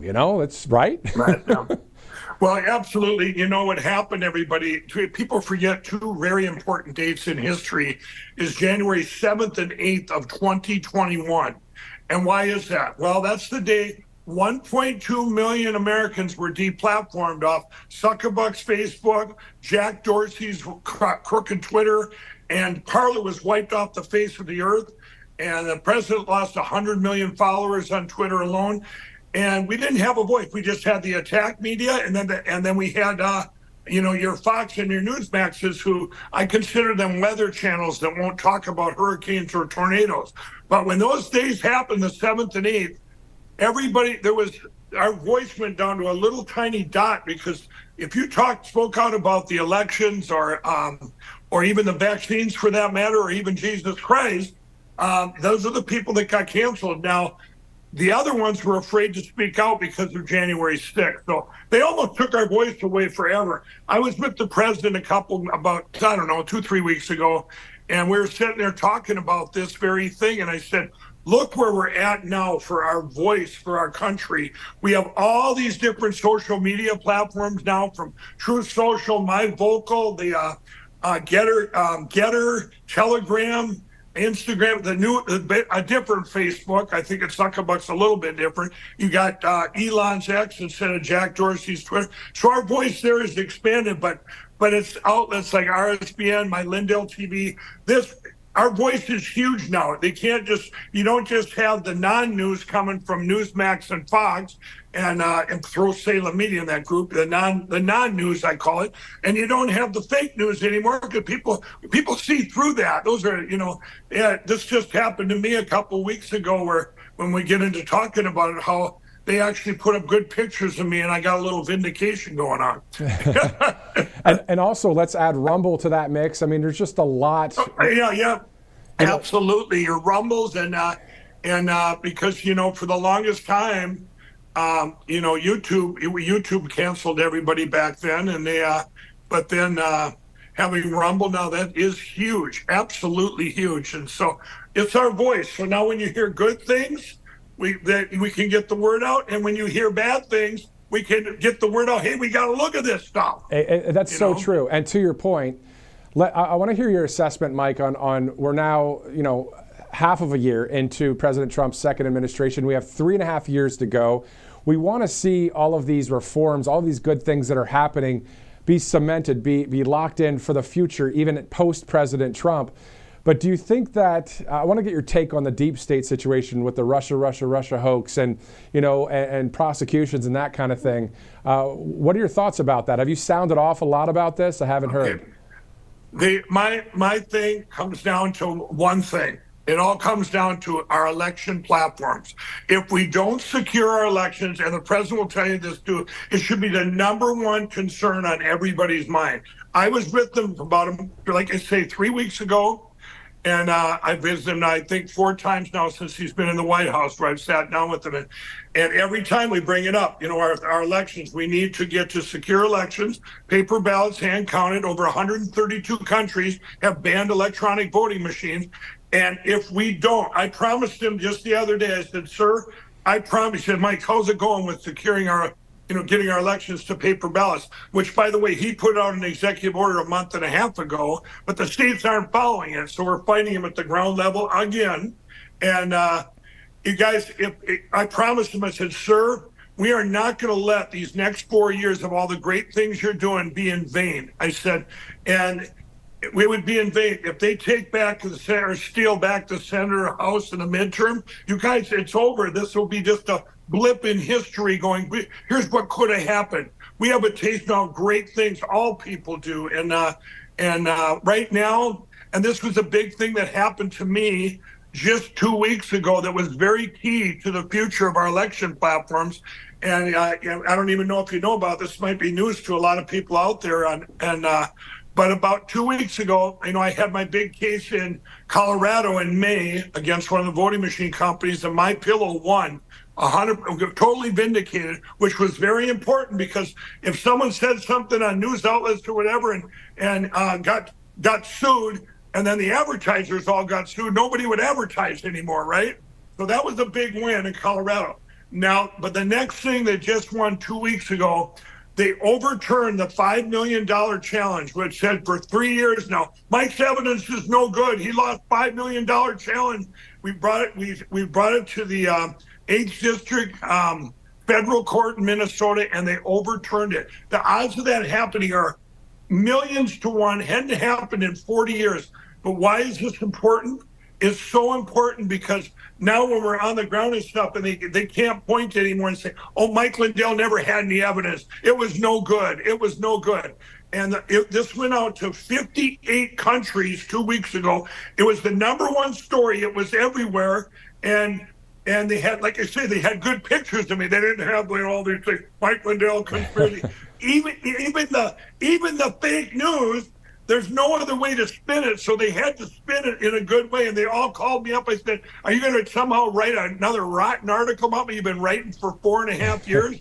And it was very beautiful. And this is going to open up, both those cases open doors that counties and states try and use to close that gap of what the president wants done. So I'm very hopeful. I really believe we're going to have secure elections here. We're going to have the best elections. I believe in the next couple months, you're going to see a lot of stuff coming out of that White House that I know about, and stuff that they're doing from the top down. And then you got us doing from the bottom up. And you guys can all check that out at lindellplan.com. We've got it all laid out there. We're in about a 2-month time span to get this done. Yeah, it's great. And number 19 out of the 20 core promises has everything to do with what you're saying, is to secure our elections, and it continues on, paper ballots and all of that. So we're going to talk about that quickly. I mean, if you look at the country of Poland, wasn't it 21 million people turn out to vote there? And then within 8 hours, they were able to have a clear, concise winner there. So we basically want that kind of model here, right? Something that is right. We have, right. You guys, I've met with France, Germany, the UK, the Netherlands over these last 3-4 years. We took all of their assets of being paper ballots hand counted with no machines. We have developed here in the United States, 3 of my teams, all separately, developed 3 of the best hand counting systems the world has ever seen. And 2 of them have been used in elections. One of them was in Osage County, Missouri, in the spring of 22. One was in Texas the last 2 elections. And the other one, I believe, hasn't been used yet, but it's out there to be used. Now, so they can't say to us when we go here, well, we need something to replace it. Here it is. And it's, this was just done in Arkansas, one of our systems just done there. And here's Arkansas. They go ahead and do it. And then Arkansas, they attack them. This is a red state. The Republicans attack them and say, you didn't spend enough money according to our bylaws, because it saves a lot of money. So they went after the county because they don't want to go to paper ballots. And that goes all the way up to the governor. Gee, who's the governor of Arkansas? Sarah Sanders. Shame on you, Sarah. We're trying to secure our elections. So all this stuff that's done, and all the people want it. You can go, we did a poll in Minnesota. This was done about 2 weeks ago. It just got back. This was the poll. What are your 3 biggest concerns? This was Democrats and Republicans. This was the people. In the top 3 on every single demographic that we did, in the top 3 was secure our elections, go to paper ballots, hand counted. Now you think about that. It's on the people's minds everywhere. They got to trust our elections, but also they know that what happened in 2020 and 2022, and even in 2024, everybody. And so we, I think we're going to get there, and I'm very excited. Yeah, and so in 2020, some of the mail-in ballots, because of COVID and all that, do you remember seeing the report recently? I think it was John Solomon that reported it, that we found out that China was sending over a bunch of mail-in ballots that were already voted for Biden at the time. Yeah, it's crazy, right? No, you're exactly right. And I sounded the alarm, everybody, if you all remember, in January of 2021. And what was I saying? China interfered with our election, just like John Radcliffe, the head of the DNI, said it on January 7th of 2021. This is all getting opened up now. By the way, you bring up another point. You guys, you got 132 countries that have banned electronic voting machines, but you have over 100 countries that have banned early voting and mail-in voting, okay? So we have the worst election platforms in the world in the United States. But all these things getting revealed now. Do you know, too, that with the China virus, all these states went to and put in all these things illegally, and there was only one attorney general that stuck up for everything, and that was Ken Paxton in Texas, where he fought him and said, no, we're not going to have early voting like Minnesota, have 45 days or have, but all these other states, they did it illegally. The Secretary of State just put this through, and the Congress, the House has these, the state officials, they have to vote for it, not the Secretary of State. So all this was put in illegally because of the rhinovirus. And then here's what's happened, everybody. Only 13 states have returned back to pre-COVID, pre-virus, okay? What that means is all that stuff that was put in illegally in all these states still stands right now. It's horrific, and we're fighting it at every single level. This has to change. We cannot let that moment in history be, just manifest to corrupt elections forever. We have to learn from it. We have to learn, and we have learned from it. Exactly. And to your point from earlier, I know you can't disclose a lot of information when it comes to what the White House may be working on and your involvement there with that. But I do recall President Trump talking after the Big Beautiful Bill was signed into law. He said, and coming up next, it's going to be a lot of a bill about, elections and securing elections. So we're looking forward to seeing specifically that major piece of legislation come through. And Mike, I mean, what's it like for you to be a part of this right now? I mean, you overcome everything that you did in your life, right? You were facing drug addiction. You overcome that. You start this great business that's still kicking serious butt. I love your products. My wife loves your products. But the point is, now you're at 1600 Pennsylvania Avenue talking elections with the leader of the free world. Do you realize what you're doing for the people, Mike? Yeah. It's been surreal, and I give God the glory there.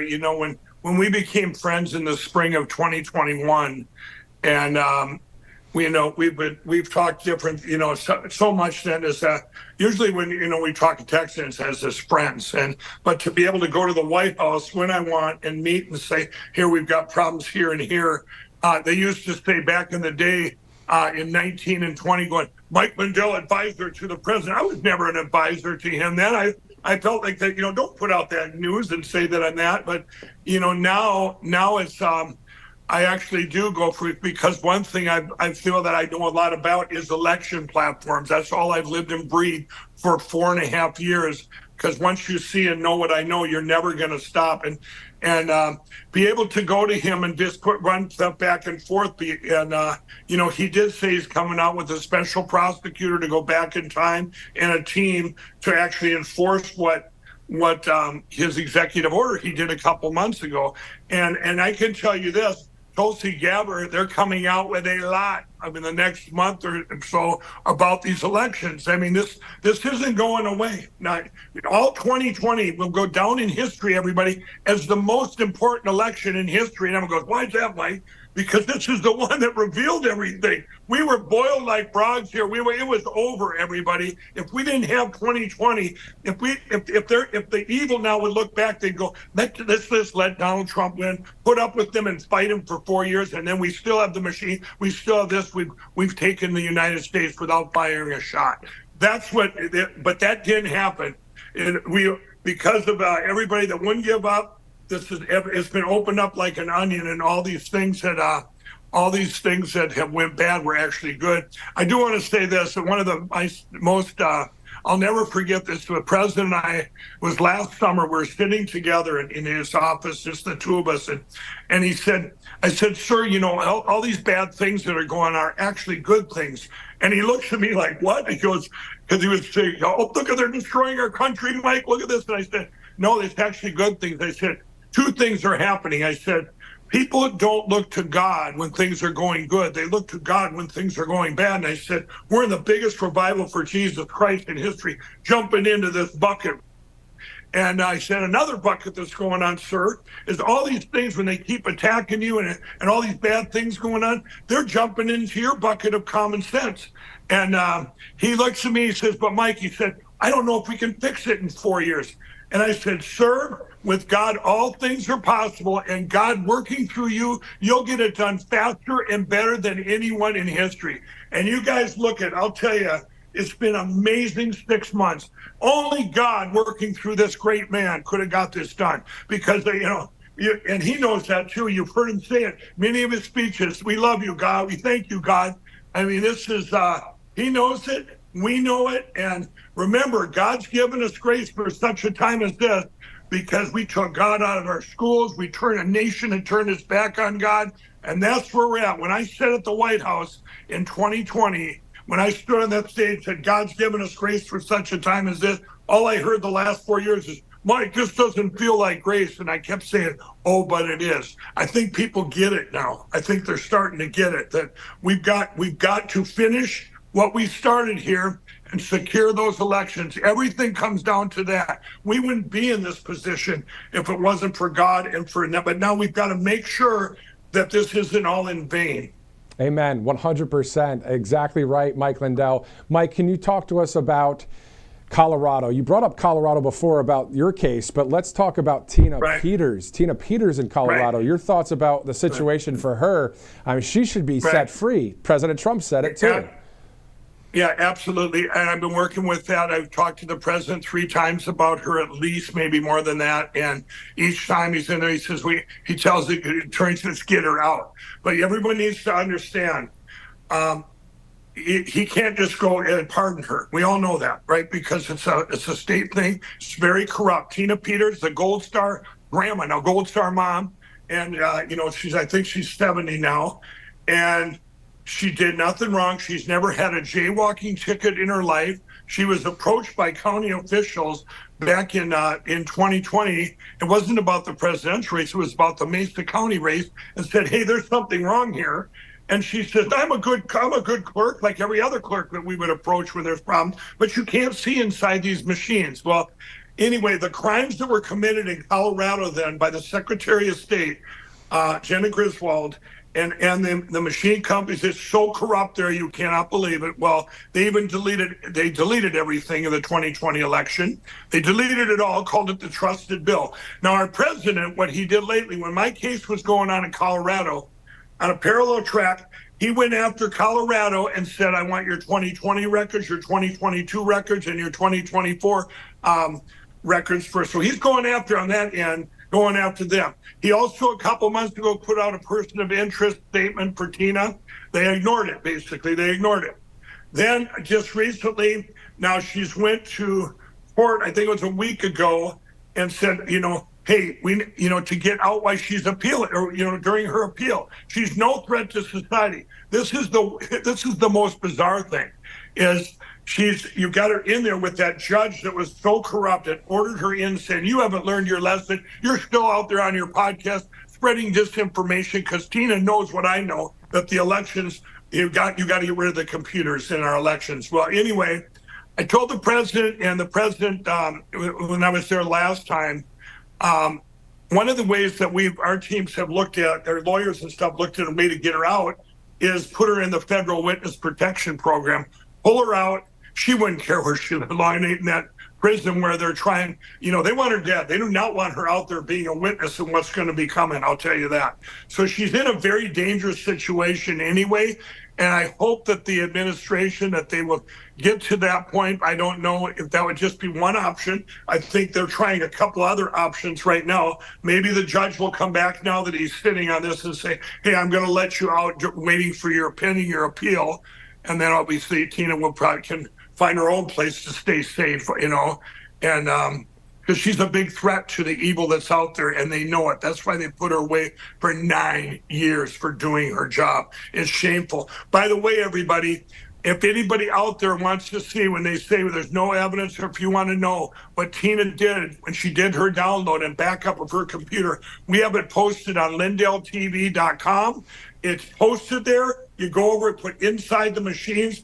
And like I told the president and those teams, I said, they don't have any records they deleted them all in Colorado. The only record is the Mesa County image that Tina Peter did her job and took a backup. So get yourself a cyber guy. You can have a ball checking that out. But we're all praying for her, and I really believe it's going to happen, God willing, in a very short period of time here. And we can all pray. I believe it's before the judge now, where he can make that decision. But I don't know if it's the same horrible, corrupt judge that sentenced her in the first place.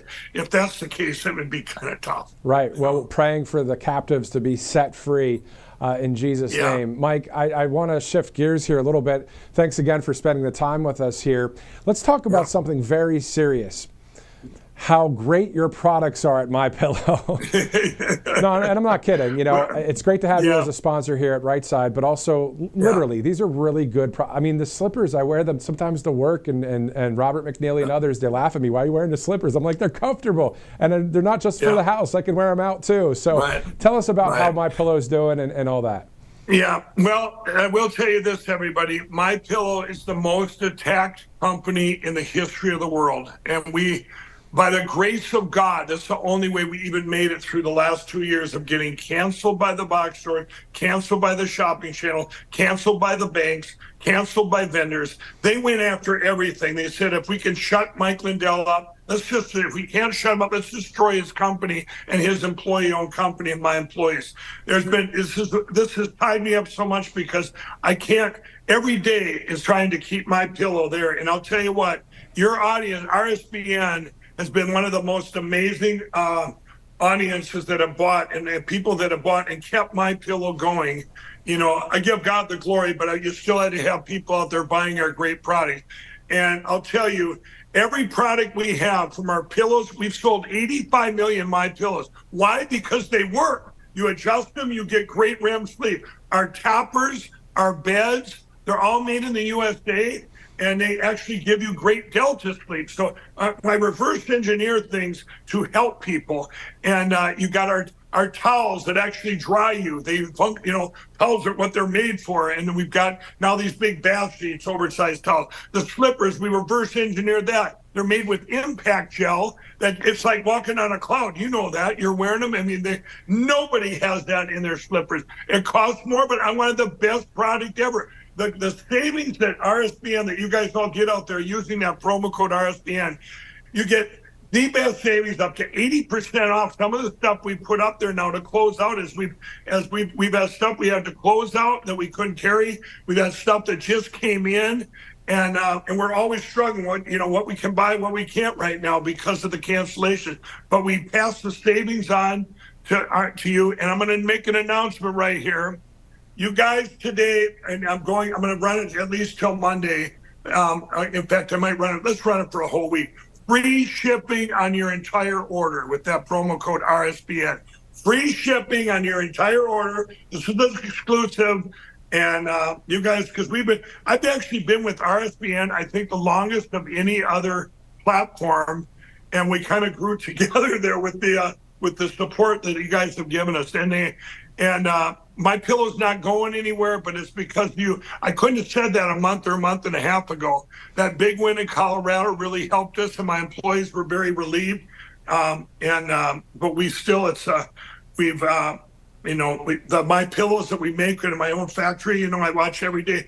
I can feel I can get through anything. You attack me, they've made me broke and whatever, but with MyPillow, I worry about my employees every day, and so that's why we're offering this great special. I want to say one more thing about MyPillow, you guys. What these evil did out there, the last thing they told the jury in Colorado before they went to deliberate was that attorney, the criminal attorney, he goes, now you all heard Mike Lindell had a net worth of over 60 million, and now he's 10 million in the hole. But we're asking you that you award us $60 million for Mike's defamation here in MyPillow. And he goes, we know it'll probably bankrupt MyPillow, but so be it. We need to send a message to the country that you do not speak out about our elections and put out disinformation. Well, praise the Lord, the jury seen through that, and MyPillow totally vindicated. Awesome. But isn't that something how they've attacked my company? But you guys, you can't, we were here long before this lawfare, and you guys got us through. So free shipping on your entire order, promo code RSBN, and we've got everything. And one of the things too, I haven't been on your show since I tell people, see the cross I wear? We have the crosses like mine, men's and women's.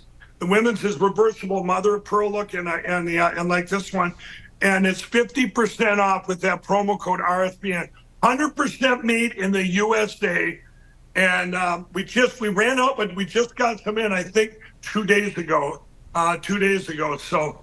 And so, yes, it's been very, very exciting. Yeah, it's awesome. It's awesome because also when I've ordered your products, that little sheet that has a Bible scripture on it, very encouraging just to see the Bible scripture. That's awesome. Thank you for doing that. And Mike, I haven't, I know we've talked a lot on air right here or in person out at various rallies, but I never said this to you. Can you please let your people know at MyPillow, from myself, from my family, and probably many millions of Americans that would agree, tell your workers thank you guys for making these great products. Just tell them thank you because they are really great products, and it's just awesome to be on the right side of history ordering from your company, mypillow.com/RSBN.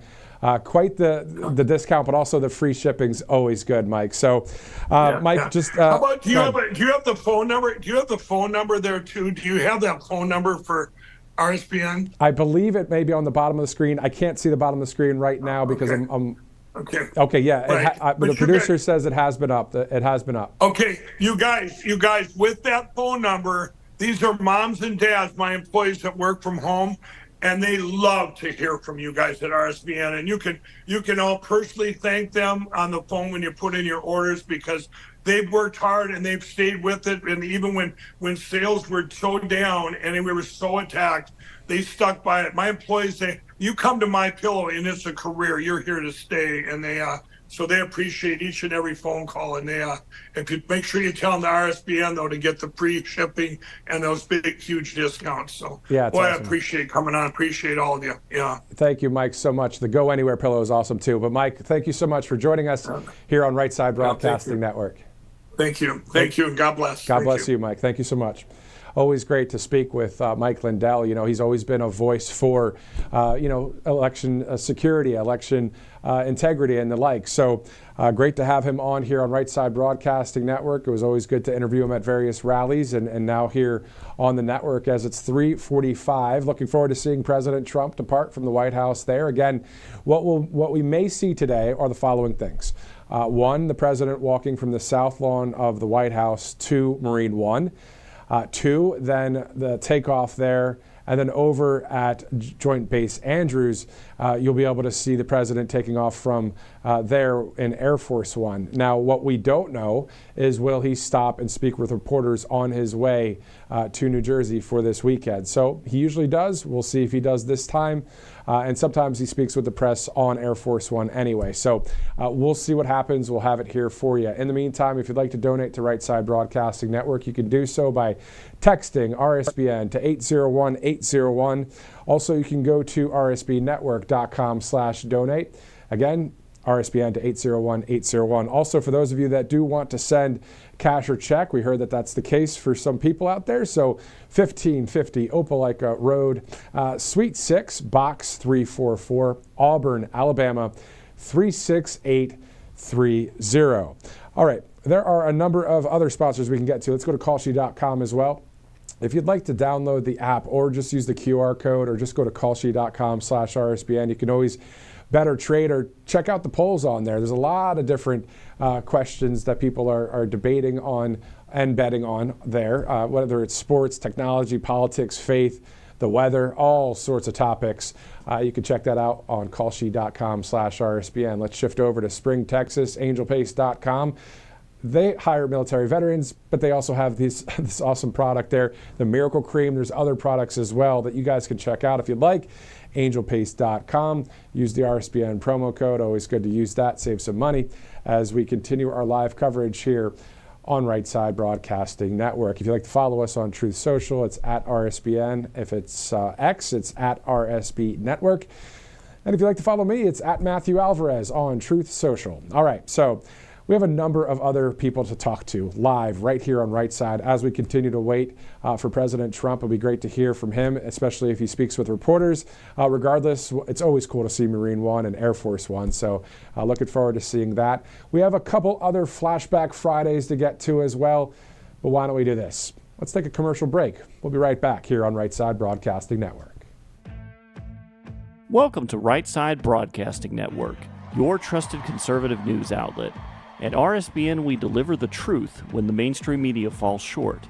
Since 2015, we've proudly broadcasted every single one of President Trump's iconic MAGA rallies, bringing you the excitement and energy live before anyone else.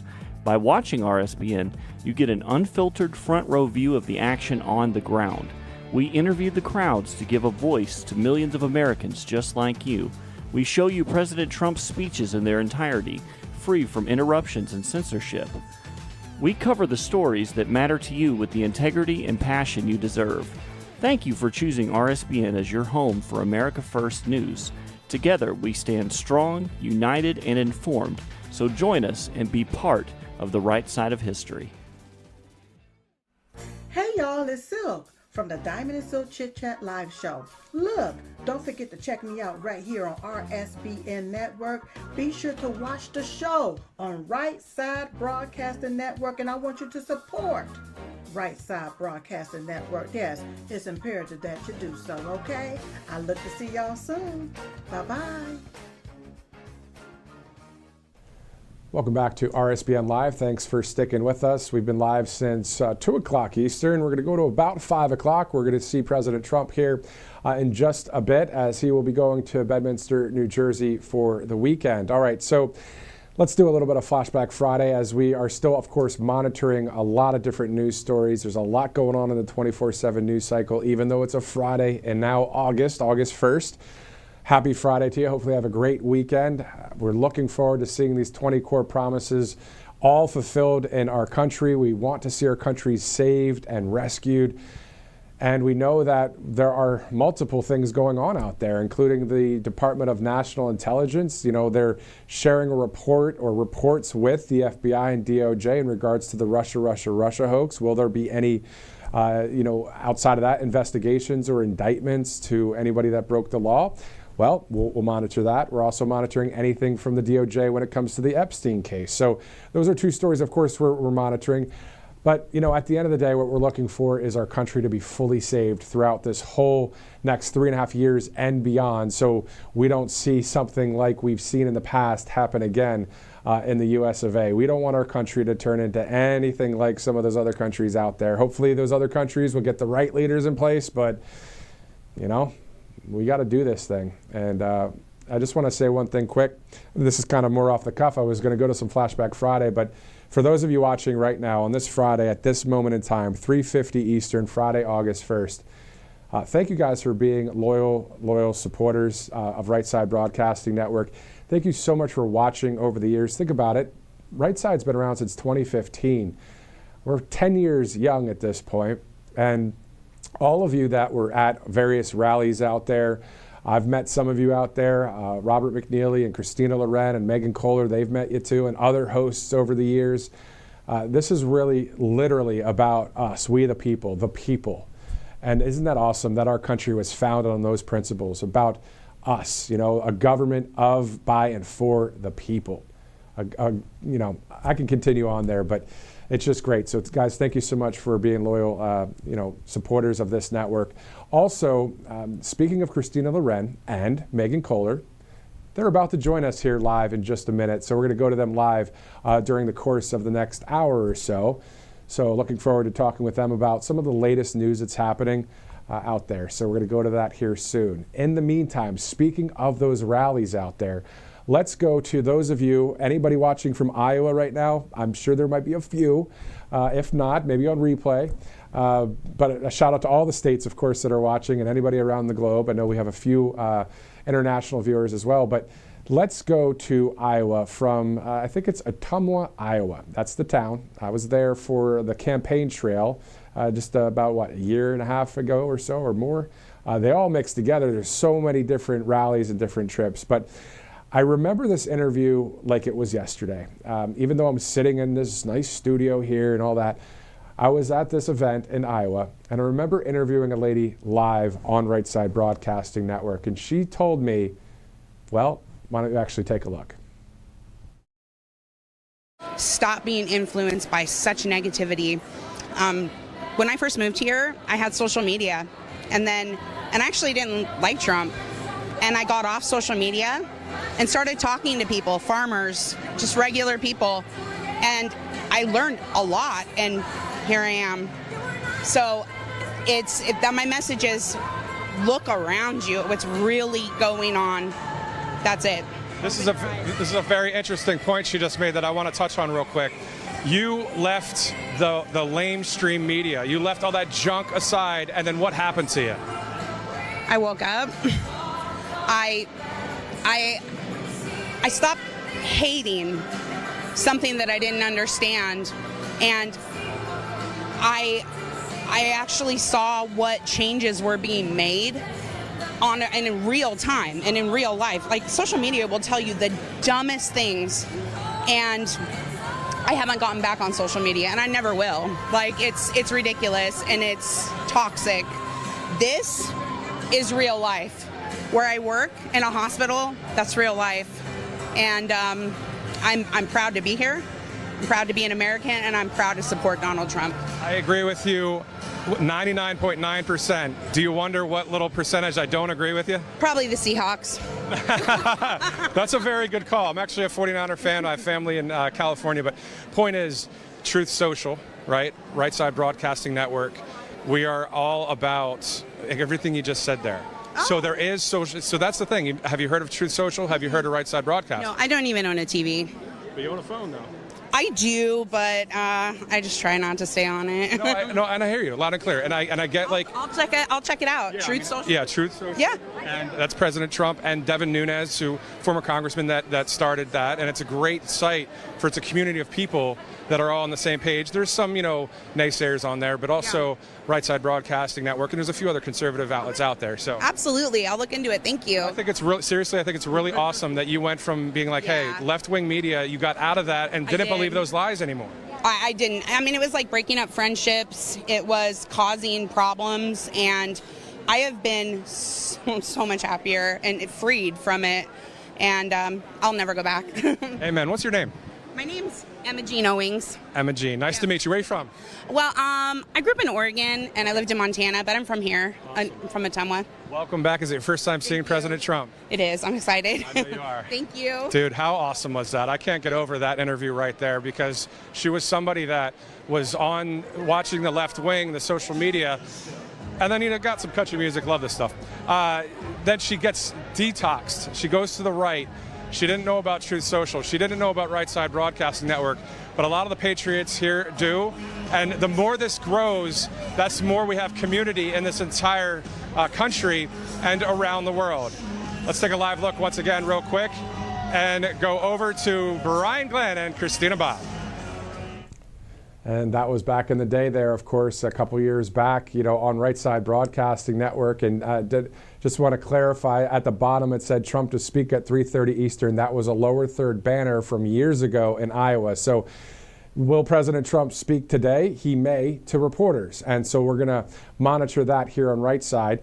Coming up in about 4 minutes, we're going to be going to RSBN host Megan Kohler. She'll be joining us live, so looking forward to speaking with her and talking about various stories that are happening out there in that 24/7 news cycle. Before we go to that, one more Flashback Friday. Now, this is something from about a year ago at the RNC. There was a pastor there. He was praying, I believe, at the end of one of the sessions at the RNC. Let's just take a look. Before I pray, let me say three things. Real quick. Number one, let me thank President Trump and the Republican National Convention for giving me a platform to lift up the name of Jesus and to pray for our great nation. Number two, I'd be remiss if I did not give the great state of Illinois and Chicago and the South Side a shout out. O Block, Opportunity Block. And number three, I want you to make the biggest noise in just a second. I want you to raise your signs,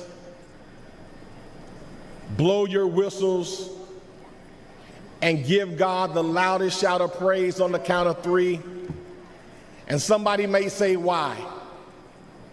Because this week we could be having a week of mourning. But because God did not let any of those things be, this is a week of celebration and a week of life, a week of democracy and liberty. So I want to ask you on the count of 3 to make the loudest noise you can and let the world know that we serve an awesome God. Are you ready? Come on, are you really ready tonight? 1, 2, 3. Yes, yes, yes.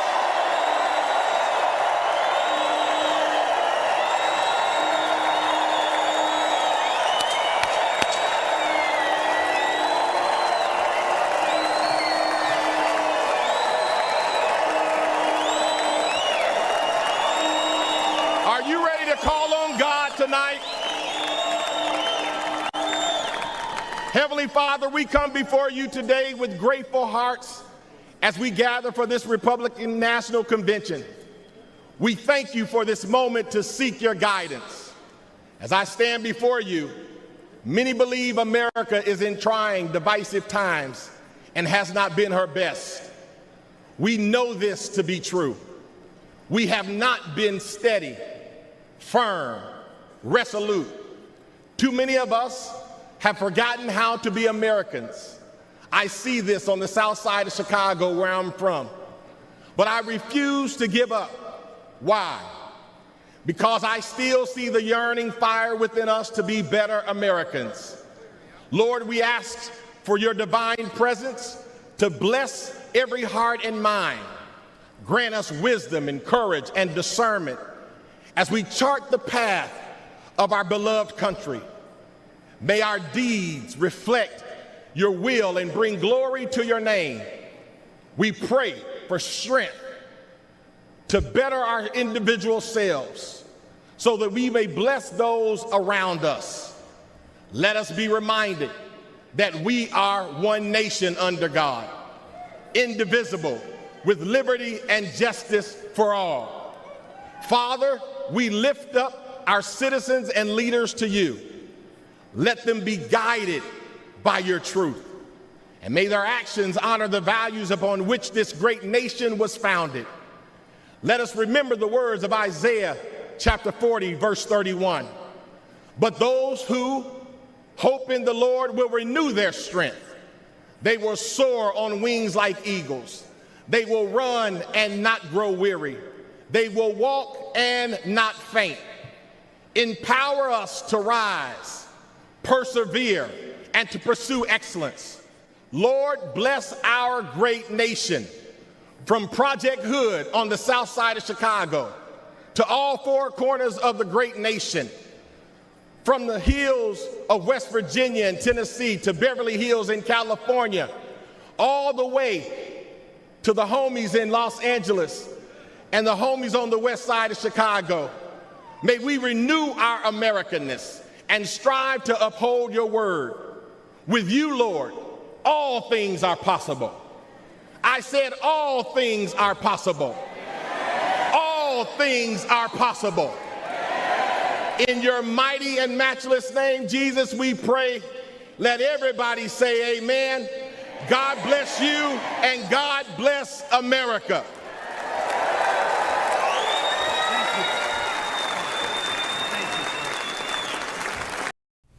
All right, so that's our third and final piece of the segment of the Flashback Friday. So if you were thinking you were just watching some of the replay of the 2024 in its entirety RNC, it was just one clip there. Just wanted to do a little bit of a Flashback Friday here on this Friday, August 1st. Happy Friday, happy August. Looking forward to a lot of wins for our country, and in some cases, whenever there is any lawbreakers, for that to be taken care of as well when it comes to the Russia hoax and on. Y'all know what I'm talking about. Let's go to a couple of our sponsors here, and then we're going to go to RSBN host Megan Kohler. Before that, let's go to All Family Pharmacy. Medical freedom starts with access, and that's exactly what All Family Pharmacy delivers. They're changing the way people get their medication, so there's no insurance needed, no red tape, just fast, reliable care shipped straight to your door, because getting the treatments you need shouldn't be complicated.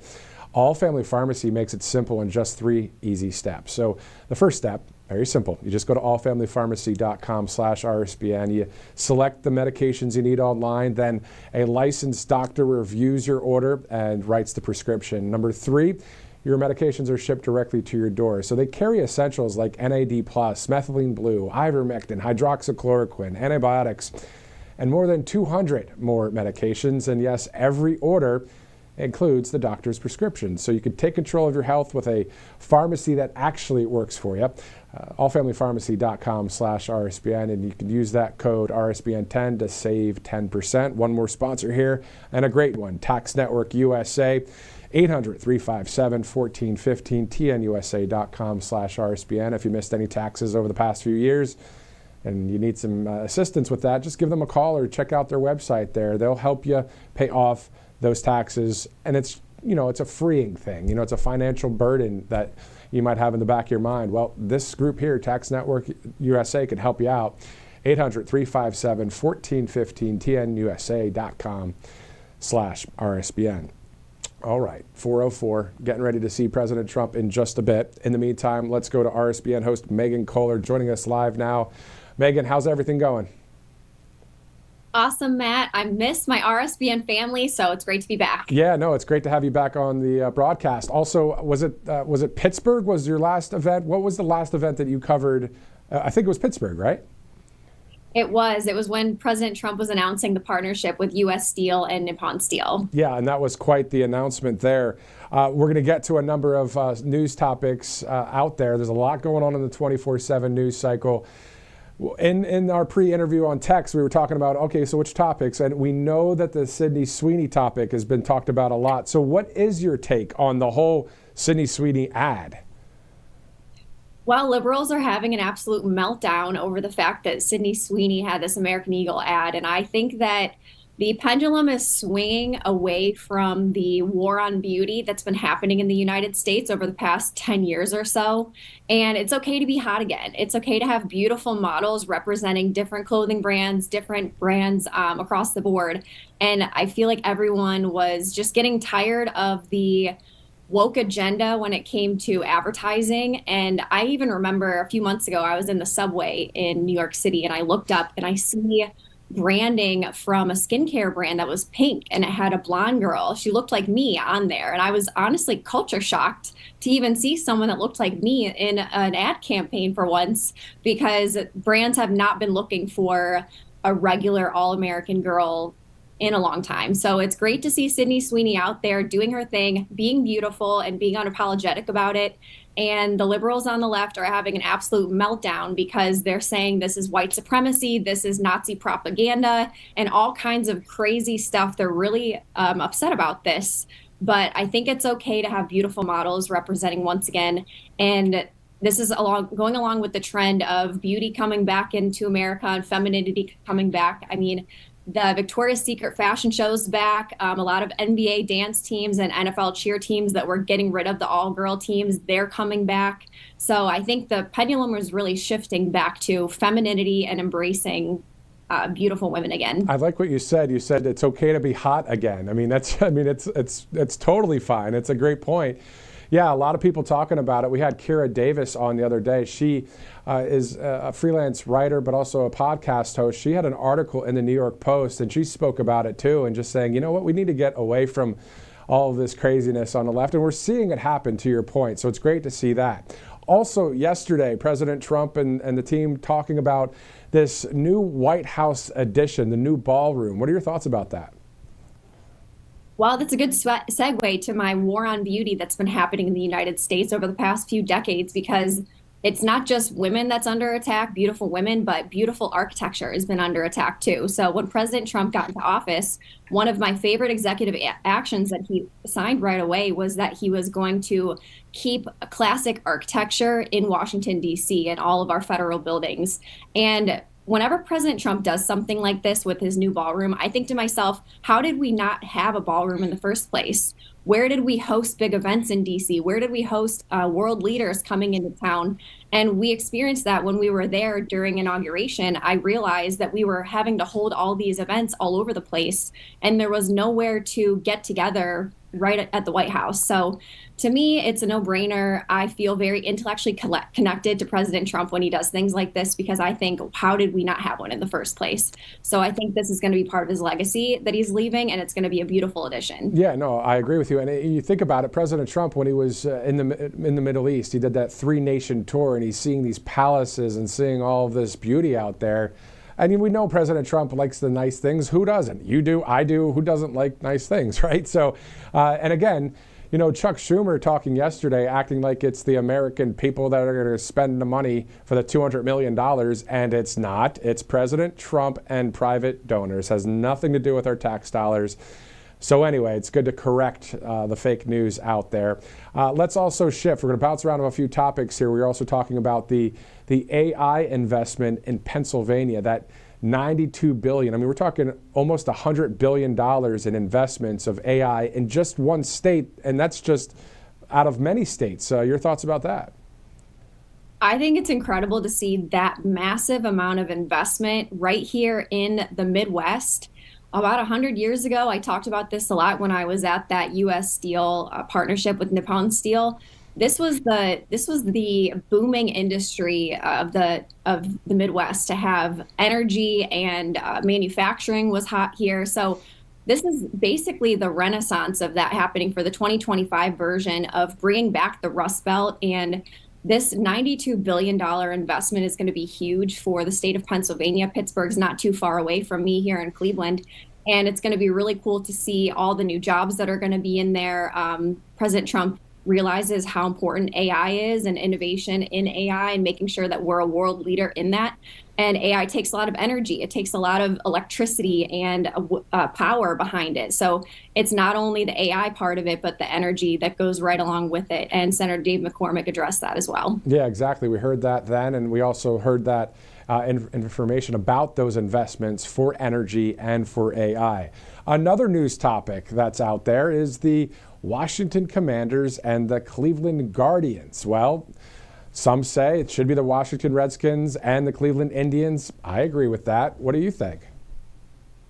I'm all about tradition and heritage and legacy, and I like having traditions go on for decades and decades.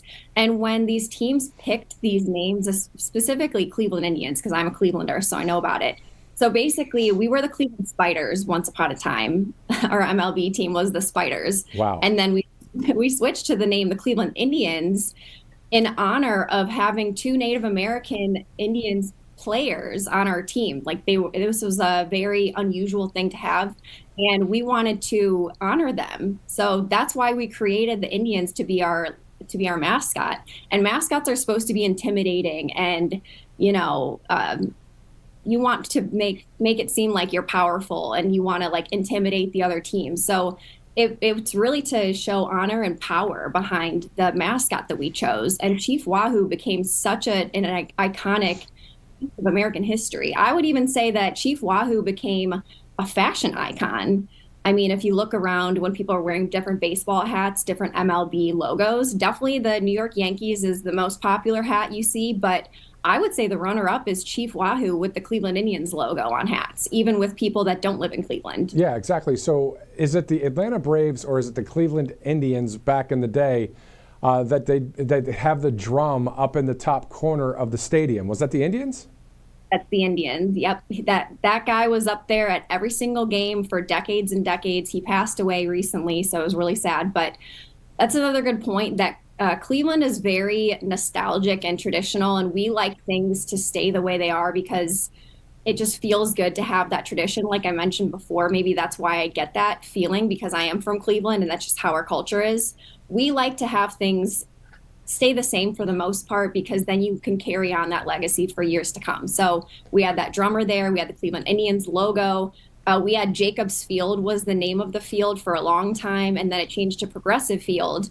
And to this day, people still call it Jacobs Field because they're very, gung-ho about keeping the tradition. They have T-shirts that say, "To me, it will always be the Jake," for example. So just going along with tradition, I think that Clevelanders didn't want this name change. I think this was a woke elitist people at the top came up with this idea thinking it was racist.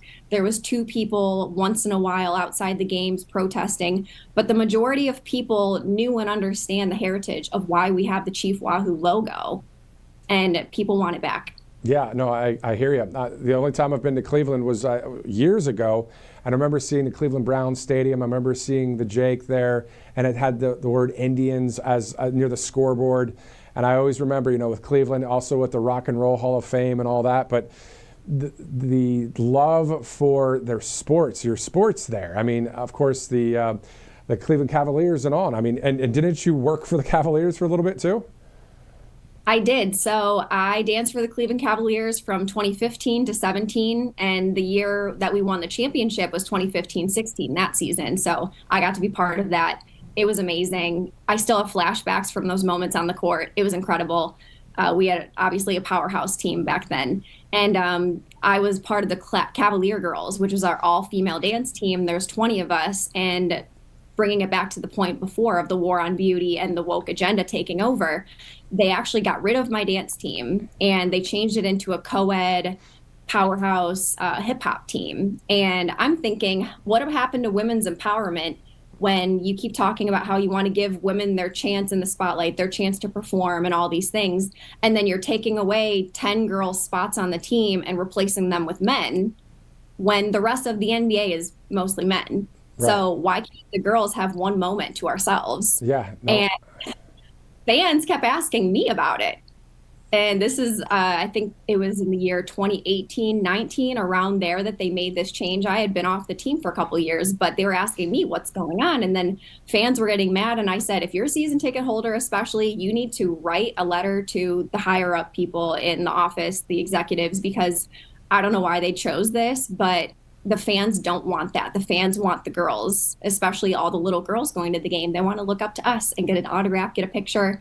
And I know that's how I was when I was little going to Cavs games. I would look and say, the dancers are on. I don't care what else is happening. Everybody, I need to watch the dancers. Yeah. So that was, and these little girls' dreams are getting crushed because they got rid of the team. But to end on a good note, the all-female dance team is back. So they have the Cavs dance team now. So things are coming back to what we had before. But another really cool thing was last year we had a reunion game where I got to go perform on the court again.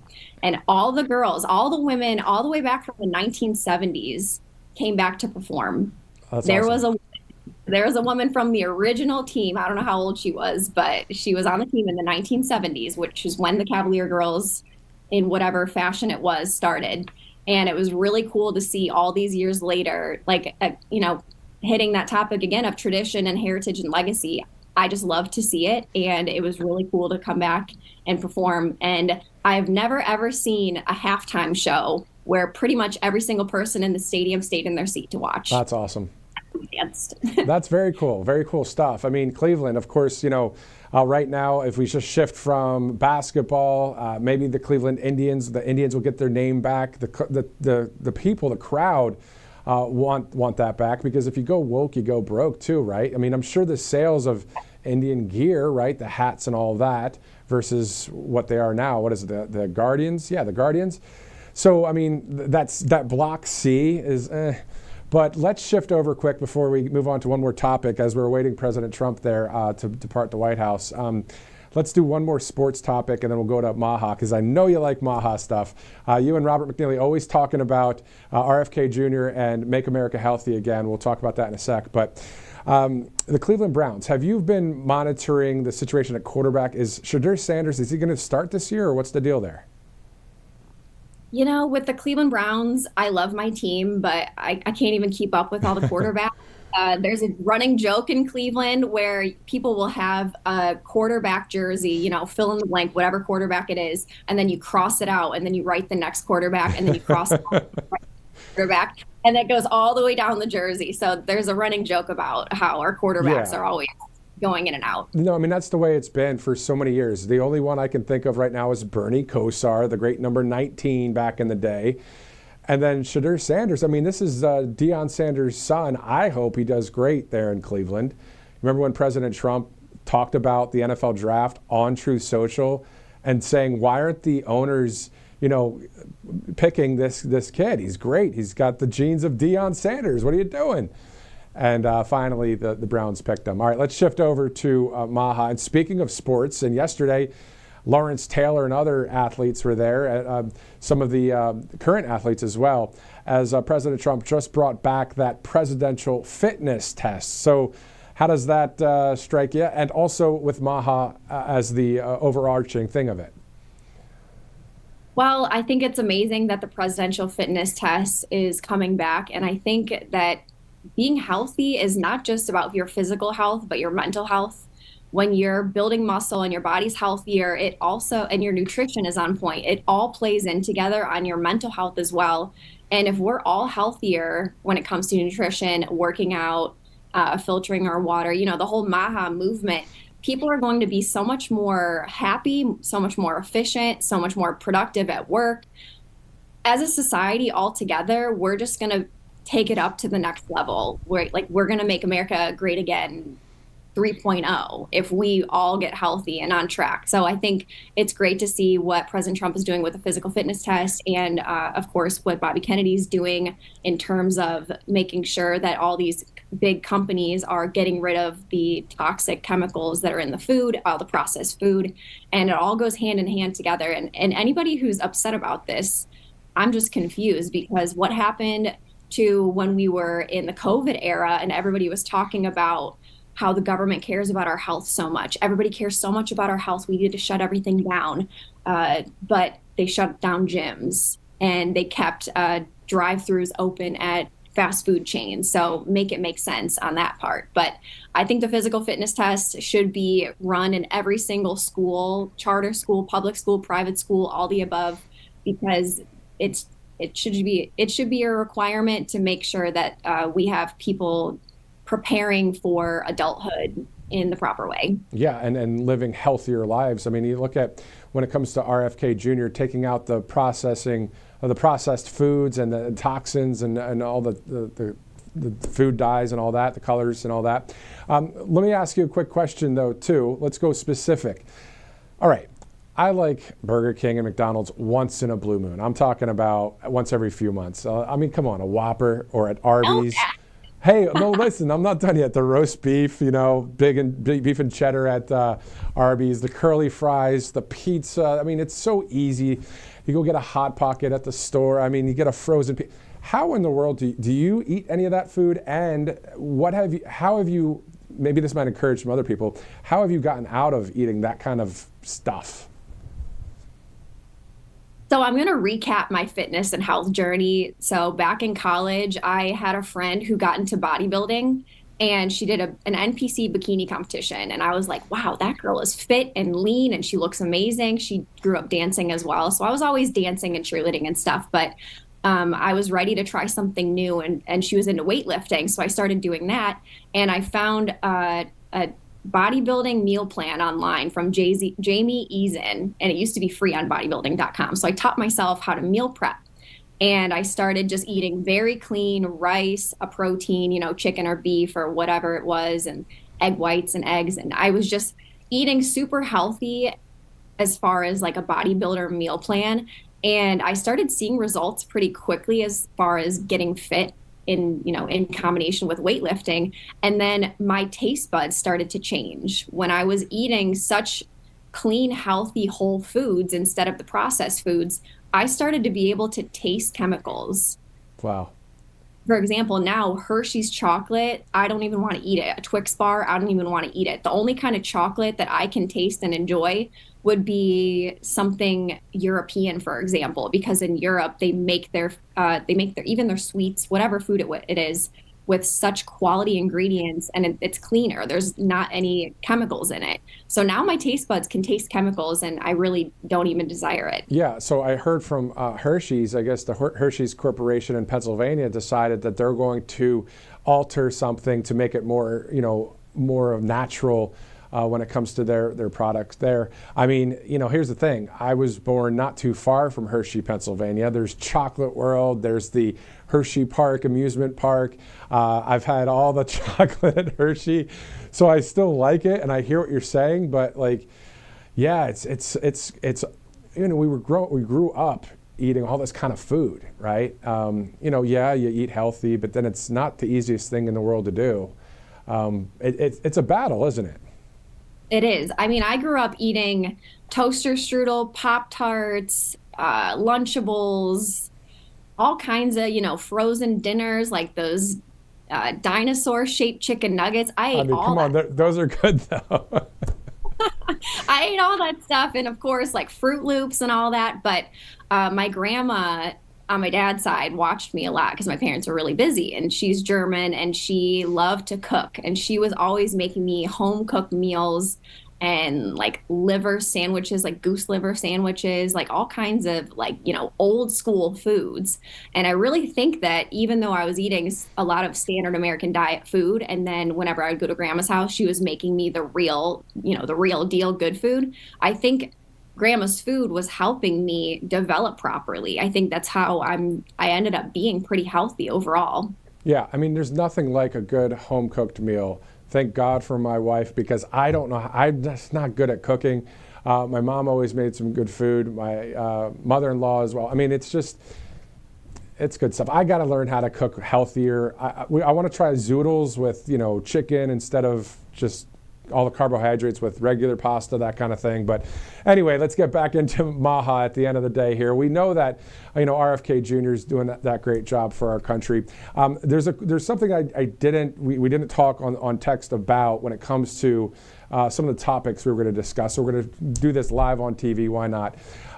You've been hearing about the Russia hoax, and like Tulsi Gabbard spoke last week with Carolyn Levitt, and they were talking about some of the things that were happening when it comes to Barack Obama and others within the deep state. If there's evidence and receipts, which people are saying there is that, don't you think we have to go after those kind of people if they broke the law and hold them accountable for our country's future and our country's long-term longevity there? Absolutely. These people who were in office before President Trump was in there think that they could just get away with anything, and it's just time to move on. Oh, that was so long ago. Let's just move on. No, we need to hold them accountable because they were committing treasonous acts towards the American people, and they were corrupt up to here, and we can't just let it slide. Exactly. So yeah, we'll monitor those stories. RSBN host Megan Kohler, thanks again for talking about various stories. If you're just joining us right now, you can always scrub back and listen to a lot of the interviews today, including with Megan Kohler. Megan, thanks again for joining us on Right Side Broadcasting Network. Thanks, Matt. Have a great weekend. You too. Thank you. All right, so 4:25 Eastern Time, looking live there, of course, at Air Force One. That's the smaller plane this time, of course, because he's only flying to New Jersey, not the international bigger jumbo jet with the 4 engines, just the 2 there that you see, as the president will be coming from Marine One at the White House. He'll land there, walk over to Air Force One. He may come by and speak to reporters. If he doesn't speak to reporters there, he may be speaking to reporters outside of the White House there on the South Lawn on the way to Marine One. So having said all that, basically my point is if we get a live feed or a recorded feed, which we always do, especially of the president speaking with reporters, we'll bring that to you here live on the network as we're approaching the bottom of the hour here on Right Side. We've been live since 2 o'clock Eastern. We're going to go to about 5 o'clock. We'll see President Trump take off from Joint Base Andrews all the way to Bedminster, New Jersey. I'm sure the closest airport is probably Teterboro, not too far from New York, but I can't think of any other airports in the area. But there's other regional airports, of course, that the president, I'm sure, will be landing at. So before we continue on here on Right Side, we'll have Christina Loren, our great RSBN host that you guys have grown to see here on the network. We're looking forward to talking with her in just a minute. That'll be about 4:45 as we await the president. In the meantime, let's go to one of our new sponsors here at Right Side Broadcasting Network. So Utah and Florida, they just passed bills to ban fluoride in the water supply. So why are all these states suddenly doing a massive U-turn on fluoride when they've been adding it to our water for the last 80 years? Well, RFK Jr. has been warning us about fluoride for a while, and the government now admits to the fact that fluoride is actually linked to lower IQ. So in a study done by JAMA Pediatrics, or JAMA Pediatrics, one of the top medical journals, scientists found that fluoride levels, over 2 milligrams per liter of water, caused more than a 2-point drop in children's IQ scores. So that's why we're proud to partner with Cove Pure. So Cove Pure is a water filtration system that sits on your countertop. You don't have to drill any holes or call a plumber to set it up.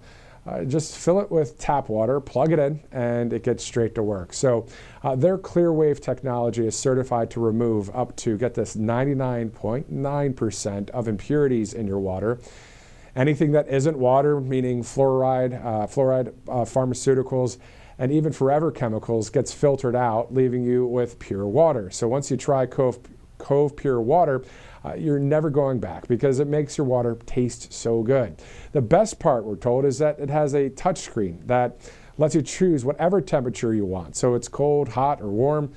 It couldn't be easier. A great looking product there, as you see there. Protect what matters, it says.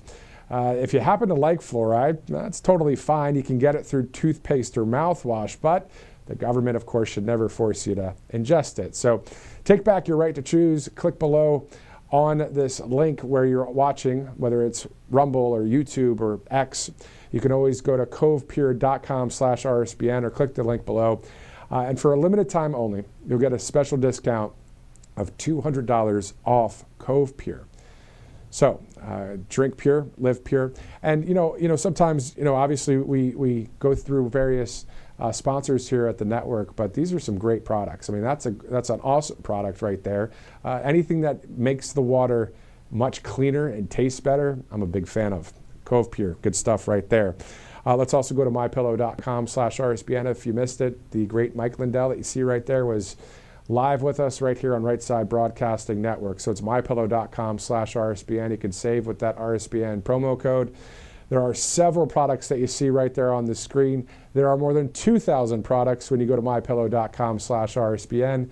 Free shipping sale. Always good to see that, a free shipping sale with mypillow.com/RSBN. All right. So in about 15 minutes, we'll be joined by RSBN host Christina Loren. We have still other news topics to get to that we haven't talked about that much of here at the network since the 2 o'clock start time for this broadcast. In the meantime, let's take a quick commercial break. I'm Matthew Alvarez. We'll be right back on RSBN Live. Welcome to Right Side Broadcasting Network, your trusted conservative news outlet. At RSBN, we deliver the truth when the mainstream media falls short. Since 2015, we've proudly broadcasted every single one of President Trump's iconic MAGA rallies, bringing you the excitement and energy live before anyone else. By watching RSBN, you get an unfiltered front row view of the action on the ground. We interview the crowds to give a voice to millions of Americans just like you. We show you President Trump's speeches in their entirety, free from interruptions and censorship. We cover the stories that matter to you with the integrity and passion you deserve. Thank you for choosing RSBN as your home for America First News. Together, we stand strong, united, and informed. So join us and be part of the right side of history. Hey y'all, it's Silk from the Diamond and Silk Chit Chat Live Show. Look, don't forget to check me out right here on RSBN Network. Be sure to watch the show on Right Side Broadcasting Network, and I want you to support Right Side Broadcasting Network. Yes, it's imperative that you do so, okay? I look to see y'all soon. Bye-bye.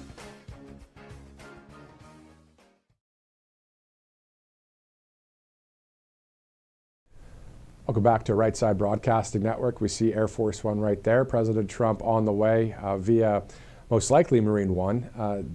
Sometimes he's ridden in that Cadillac, the Beast, over there. But as he gets there, we'll monitor that. And then if there's any feed, which we usually do get, of the president speaking with reporters after a long week there at the White House, we'll bring that to you as we get it. All right, so there's a number of items we're going to get to here on the network. While we await President Trump and that 4:45 mark, around that point, we'll have the RSBN host Christina Loren join us. Looking forward to talking about the U.S. Office of Personnel and the Fed. We're going to talk about that with Christina Loren in just a minute. Before we get to that, let's go to A.F. Branco, this conservative cartoonist. If you joined us yesterday, you may have caught this, but let's watch it again real quick here, as he has these 3 cartoons that he put out there all about the Russia hoax. He did a great job with it. He joined us, a great everyday American patriot. So let's listen in with A.F. Branco. Let's bring on a guest that's been on the show before, conservative cartoonist A.F. Branco. Sir, thanks again for joining us on Right Side. Hey, Matthew, how are you? I'm great. How's everything going? Fantastic. I checked out some of your guys' show on Wednesday nights, right? Wednesday nights, we just throw together a little podcast. It's not a lot of tech. We're not tech guys or anything like that, but we have a fan base that comes on, and some friends that get in on the chat, and we just show the cartoons throughout the week, show a few videos, few bad jokes, and I do it with Joe Dan Gorman from Intellectual Frog Legs. So that's awesome. We have some fun. That's awesome. And you've been, producing these conservative cartoons for years. This one here that we're looking at the first one, actually, the What Evidence one, where the Democrat donkey's underwater. The bank records, Hunter laptop, and the media with the badge there. Tell us about your thoughts on that one. Well, the evidence just seems to keep pouring out. Tulsi Gabbard is just releasing a lot of documents. They've found documents that were ready to be burned over at FBI that Comey had slated to have taken care of, and they found those. Excuse me. And there's just every day there's some new stuff that's being revealed. And to me, it's overwhelming. We just hope that something comes of it. We've had our hopes high that this regime, this prior regime, is corrupt and should be dealt with legally. It's retribution, but in a sense, it's judgment. We can't allow this to ever happen again, because if it does, they'll just do it again. And we need to root out this evil that's in our government so that we don't have to deal with legal problems and lawfare and that. And I don't know if we'll ever get rid of it, but we definitely need to give it a good stab. It's so true. I mean, that's what people are saying. We're seeing that, we'd love the 20 core promises to the American people.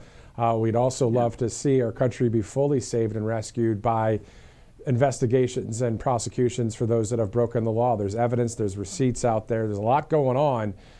But for our future, I mean, think about it. What if, somehow the left wins the next presidency? Then they're going to go super extreme left. Oh, yeah. But if we have the people that have broken the law taken care of behind bars, well, who's going to really try and do the deep state puppetry? They need to think about it the next time they do something like this, because this is running deep. All the lawfare, everything that they put against Trump is just what seemed to be insurmountable, but he was able to rise above the ashes and take care of it and be where he is today. And I believe that had a lot to do with God and the spiritual. I think he intervened that day on the 13th of July when he was shot. I agree with you on that. And this is the reason. To really save and rescue this country, not only for the next 3.5 years, but to really cement and lock in the reforms, as T.S. Dixon said on an earlier broadcast. He'll be joining us for a few minutes in a minute. The next cartoon we're looking at, it says the DNI treason camp. Some say seditious conspiracy as well, but we see Hillary and Barack and others on there. You're not afraid to go there. You're going there, sir. No, I am not afraid to go there, and a lot of us need to speak out stronger, more with more fire, more direct contact with this, and not beat around the bush, because they don't. They are they're after it, and they're going to be after it if they ever win again. And this particular cartoon was taken from the kiss cam at that concert where the CEO and his mistress got caught. And so that gave me the idea that because of all the evidence that's coming out, I think they are caught this time. And what we do with it, people are very reluctant to get their hopes up. And I'm sure you felt this, to see any kind of judgment passed down on this kind of corruption. Exactly. I mean, it's simply holding people accountable. It's just, justice is part of the American way. And if we let it slide, or if we just say things about it but don't do anything about it, then you're right. Then that deep state globalist junk will continue to try and rot our freedoms away. Let's look at the next cartoon. Tulsi Gabbard, DNI, pouring the trash can over, this is all evidence all over Barack Obama, I guess that is there, and he's holding up the shield saying media. That's a good one. Yeah, it just gets back to how much is coming out on this. And we can't let up because the deep state is not going to go away. I just heard the other day that Brennan is still operating underneath it all. He's still in contact with a lot of people that are in the deep state, the CIA. How true that is, I don't know, but I wouldn't put it past him. I know he's lost his classified clearance, but we have to be vigilant on this. And I'm only hoping that Trump does so well, and that he can, when we go into the next presidential election, and we go into actually this recent election with Congress, that we can hold on to majority, and that Trump can pass the baton on to another like J.D. Vance, to where he can continue this, because this is not going to just be taken care of in 4 years. It's going to take a lot of time and energy to root this out and to punish those that are guilty, so that when anybody even thinks about doing it again, they'll think twice. Yeah, I think the thing is that we haven't experienced yet what maybe the UK, what Brazil, what Venezuela, what China, what parts of California have dealt with when it comes to all of the censorship. I know we've dealt with some stuff here, we get it, but it hasn't been to the extent of like a Lula down in Brazil, or Venezuela, or in China. I know we haven't dealt with that, but it's slowly going to go there if we don't take care of business. Sure, we want the border to be secure, and we want inflation down, and we want jobs, and we want our freedoms and the Constitution and all of that. But this is a drum that's being beaten a lot now. It seems that we saw that President Trump and Tulsi Gabbard and others are saying, okay, Russia, Russia, Russia. Well, now we're going to go after that. There's many other crimes too. So this is a very real thing for the future of our country, isn't it? Absolutely. And I think what Kash Patel and Bondi and Trump are, and the way they're thinking about this, is they just can't rush in like the Democrats did and just throw a bunch of lawfare around. They're being very methodical about this, and which is good. I know we're impatient. We want to see arrests, but you just can't start throwing arrest and prosecutions around without solid. They're dotting the I's and crossing the T's right now, and I know we're impatient, but let's let it work out, see where it goes. That's a great point. A lot of evidence there. That's a great point. It's the receipts and the evidence, and we heard from Tulsi Gabbard about that when it comes to the Russia, Russia, Russia hoax, and we've seen a lot of other evidence and receipts just throughout media and throughout what we've seen over the years. It's a great point about the impatience, because I think the main thing, and I want to ask you this before we let you go, is the lifting of the burden of that concern of a weaponized government against the people. Again, the people in China, they just already, they don't say anything against the state. They do what they have to do. And if they do say something against the state, it's not good. Same thing in other countries. We haven't dealt with it to that extent yet, but I think that we just want to get back to that mountain of freedom, don't we? Like, won't it feel good to know, hey, the good guys are winning, the hero of the day is winning, and the bad guys, just like in the movies that have committed crimes, are being seen taken away in a police car, right? Absolutely. We came this close to having Kamala. I mean, talking about Trump's era, we came this close to losing it all. And if Kamala would have been put in there, we would be fastly moving towards China. They arrested a guy for producing a meme, a silly meme, and they put him in jail.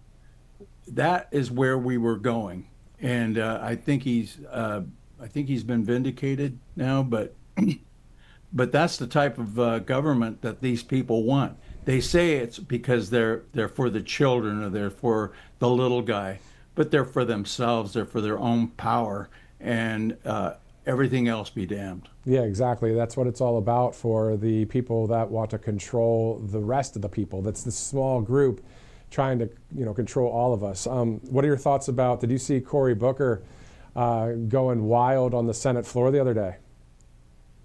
He's a joke. What I saw was desperation, total desperation. They're losing everything. They have doubled down on stupid so many times. They're always on the 20 side of a 2080 issue. And I hope they keep it up. I hope they keep wanting men and women's sports in little girls' locker rooms.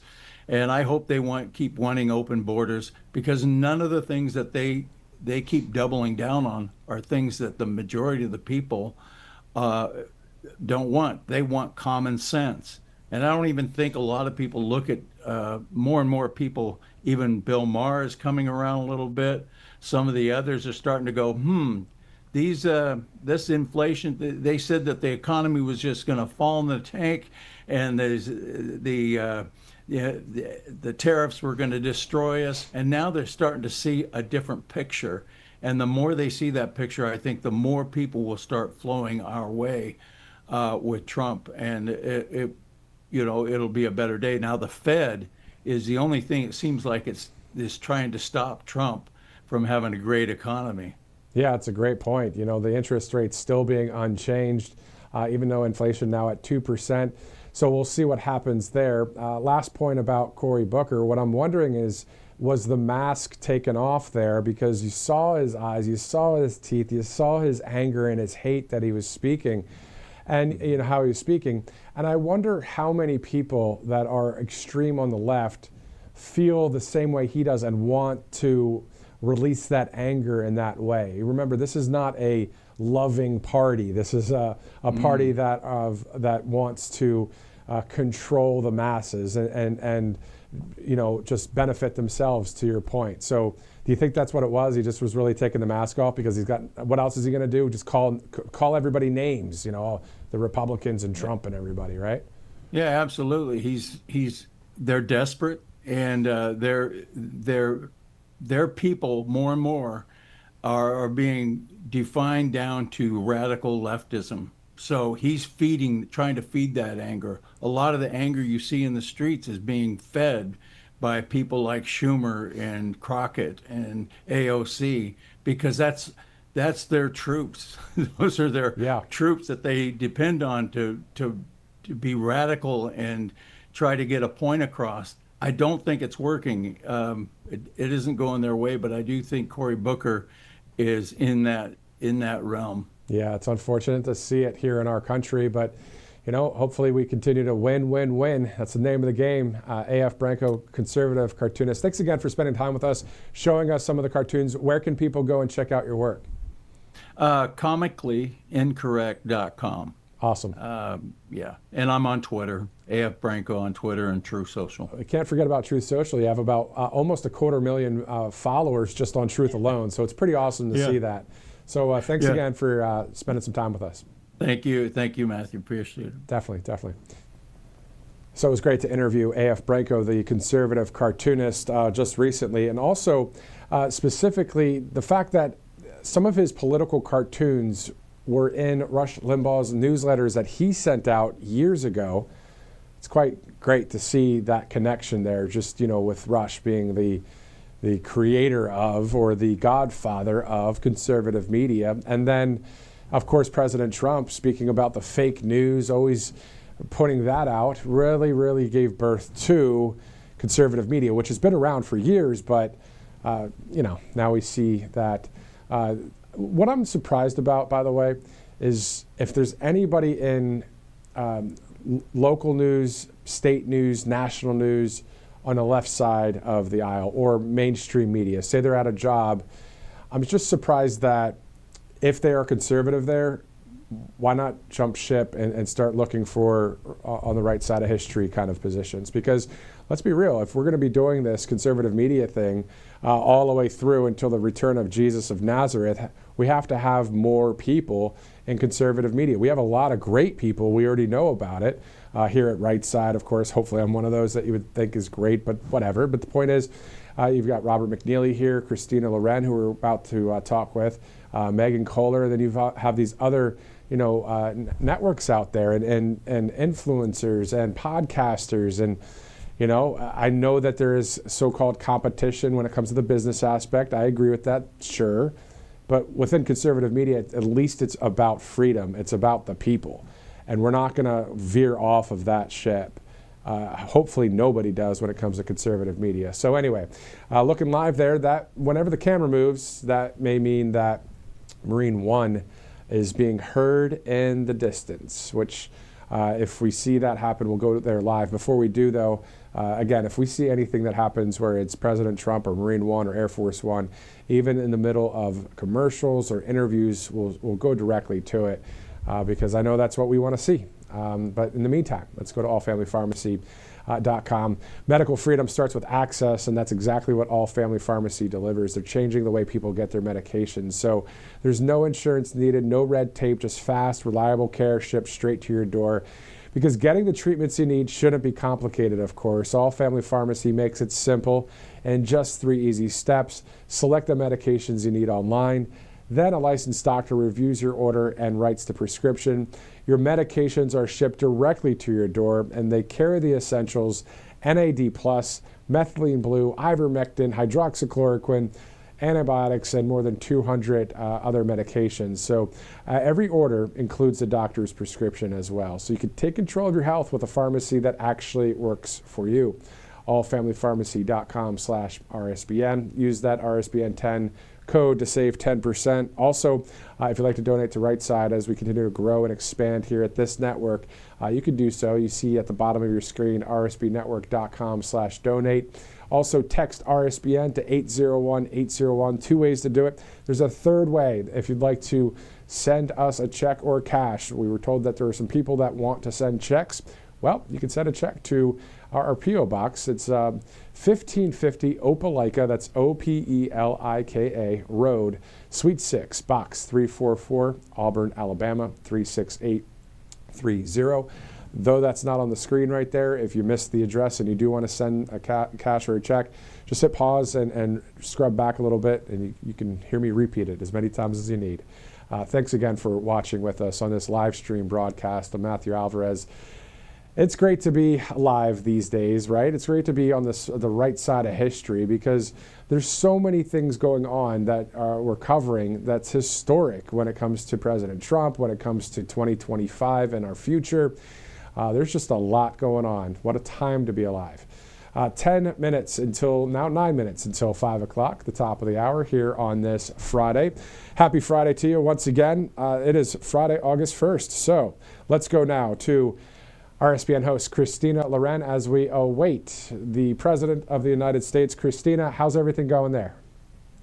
Getting better and better as time goes on, Matthew. Super excited to hear about some of the big changes that President Trump has made so far just today. Yeah, exactly. So let's talk about some of those in a minute, but let's also talk about the fact that, we have this U.S. Office of Personnel that we were talking about this in a little bit of the pre-interview, that expands the right of federal employees to pray and share their faith publicly. So that means if you and I were a federal employee, we're allowed to say, hey, fellow workers, we could have a prayer group right here after work or during lunch, or we could talk about our faith and not face any retaliation or fear. That's pretty awesome. It's amazing. And, when you think about some of the real world examples, you could have that prayer group right there in the rotunda of the Capitol building and not have to fear any sort of negative repercussion. If you're a VA doctor and you're working on somebody, you're trying to help them get well, you can pray with them and not have to worry about anybody looking over your shoulder, reporting you to their boss. If you're a park ranger in one of our great national parks and you're right there in God's country where it's completely undeniable to think that this didn't come from an almighty creator, the Grand Canyon, you think of Yosemite National Park, you can actually pray with people who come into the park, visitors, and thank God for the beautiful day that you and your family get to enjoy amongst God's creation. So it's huge. And it also sets a great precedent for our private businesses, because I think that what happens at the top, people are always in fear of lawsuits. But if they see that this is happening in the federal government, I think a lot more people will be a little bit more comfortable with bringing that Bible and putting it on their desk. They'll be more comfortable with praying before they have to go into an important meeting. And I feel like that's what's going to bring God back into this country. A lot of people had to keep it hidden. They felt as though they didn't want to be judged, or they didn't want to be called into the HR office and have to explain why faith is a very part of their foundational existence. And for so many of us, faith is everything. It's what grounds us. It's what keeps us on the right track. And so I think that this is a beautiful step that President Trump has made, and it's not just going to impact the federal government employees. I think that it's going to ripple out across the country. Exactly. So you're referring to that memorandum from the United States Office of Personnel Management. And the thing that those of you watching right now, I just want to bring a little bit of context, a little bit of inside baseball with what Christina was just talking about. Those weren't just what Christina was thinking, oh, let me think about the fact that a VA doctor is going to be allowed to pray over a patient. She is getting that information directly from the executive order, directly from the Office of Personnel Management. So obviously, Christina Loren doing her homework, just like we're supposed to do here at the network, right? So that's what I love about all of that. That was great. Everything you said there was exactly from the Office of Personnel Management, which is a government entity, which is basically the human resources for all government employees. Yeah, and it's interesting because we try so hard. We don't have prompters. In fact, we kind of like the fact that we're able to cut the cord on any sort of a prompter and just talk to people directly. And so I do feel good about, getting that right. The last thing you ever want to do as a correspondent, especially on this network, is misrepresent what's really happening from the president. And so thank you. I appreciate that reinforcement. It's one of those things, though, where this is going to change everything. This country needs God so much. And I know that you and I believe that deep down to our core, and a lot of the viewers as well. We love that about the viewers. This has always been a network where you could pronounce your faith and not have to worry about it. Probably the only network.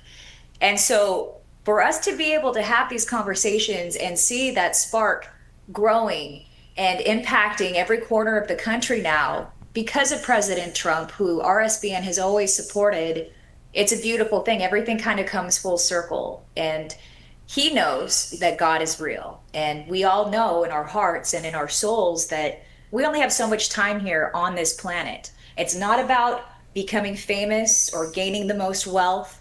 It's not about everybody loving you or raising you up. It's about lifting up the name above all names and having a relationship with him. And that's what brings true value, true happiness, true joy to people's lives. And so for believers around the country, watching these small steps, actually they're huge steps, to be honest, especially considering if Kamala Harris would have won the presidency, how far back we would have been set as Christians. Watching these steps and watching him make these proclamations where, everyone wants to say, oh, there's a separation of church and state. Well, really, there isn't. Our forefounders, they believed in God. And so to see this all coming full circle and his unabashed appreciation of religion and the role that it plays in our lives is a beautiful thing. Sorry, my little one. Sorry. Hey, you gotta go. I told you, baby, I'm on right now. He's got kindergarten first day next week. Hey. Well, okay, did you put me on Stardew Valley? No, I didn't. I'm so sorry, Matthew. Christina, it's live TV. He has shorts on. It's live TV, and we're just rolling. Did you? Well, so what we do know is, Christina, to your point, we'll talk about that in a second. We're looking, guys, if we want to look at the Marine One, I think we saw a shot of that coming in too. But Christina, we see that President Trump's on his way. So what we'll do is, as we see the president, Christina, we'll go to him, but then we can come back to you because you're making some great points there when it comes to faith, right? When it comes to God. And you know, you think about just an experience that you have with God, with Jesus, with the Holy Spirit. And I think that's the thing. Sometimes we might have a thought or just faith that, okay, there is a God. You could kind of, you know, you feel it here. Yeah, there's a God. But you can actually experience God's presence. Isn't that awesome through the power of his Holy Spirit? And that's why I believe you're bold with your faith. I'm bold with my faith. Other people are too. But even if you're not bold with your faith, it could be that quiet, still like person that is you know, has a great relationship with God. If they're not sharing their faith, it is what it is. But the point is having an experience with them as we're looking live there at the Marine One. Christina, I just want to get your thoughts on that for the next 20 seconds. We'll go to the president and we'll come back to you right after we see the president board Air Force One. I think that feeling is pronounced when you have a multitude of believers, when you're worshiping in a church experience, for example. And so the more people that are willing to proclaim their faith, the more opportunity people are going to have to experience the presence of God. The Practice of the Presence of God is one of my favorite books. And this feeling you cannot deny, it can only come from God. So I think President Trump is having a lot more of those experiences lately. I know Melania is a believer. I love that about her. Our First Lady is a proud woman of God. And so, yeah, watching him travel as well and watching what this means to him. He's leaving this legacy behind for America. And I think part of what drives him, or probably the biggest driving factor, I would say, is God this day and age. Yeah, exactly. It's just having that connection with God. And, you know, last point, and then I would love to keep you on standby here as we go to the president here in a second. But it's not just an emotion. That's a fruit of the Spirit, joy, right? But to be able to experience the presence of God, the actual presence of God is quite awesome. So let's come back to you in a second, Christina. We have another topic that we want to bring up to talk about. So let's go live right now to Joint Base Andrews as we see President Trump about to board Air Force One.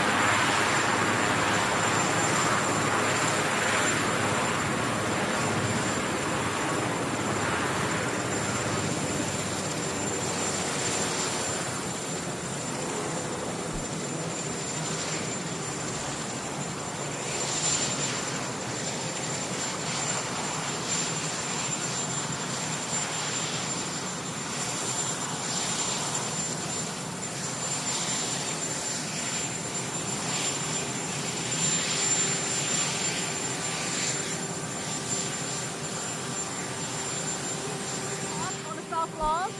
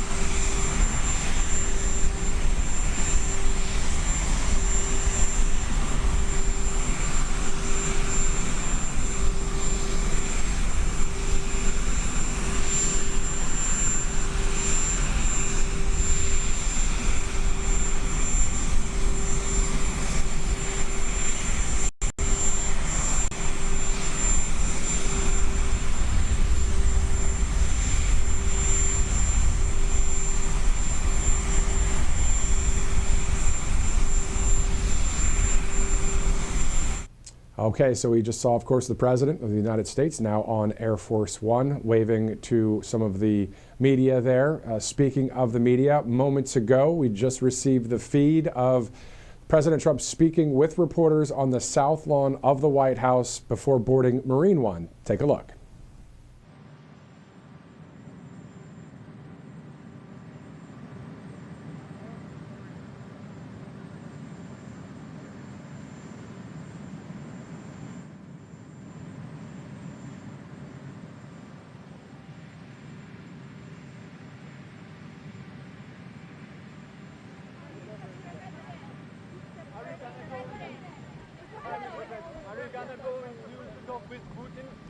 Your deadline coming, 10 days while in the... Well, we'll see what happens. We're going to have some meetings and we'll see what happens. Oh, yeah? Mr. President, you said the jobs report today were rigged. Oh, yeah, I think so.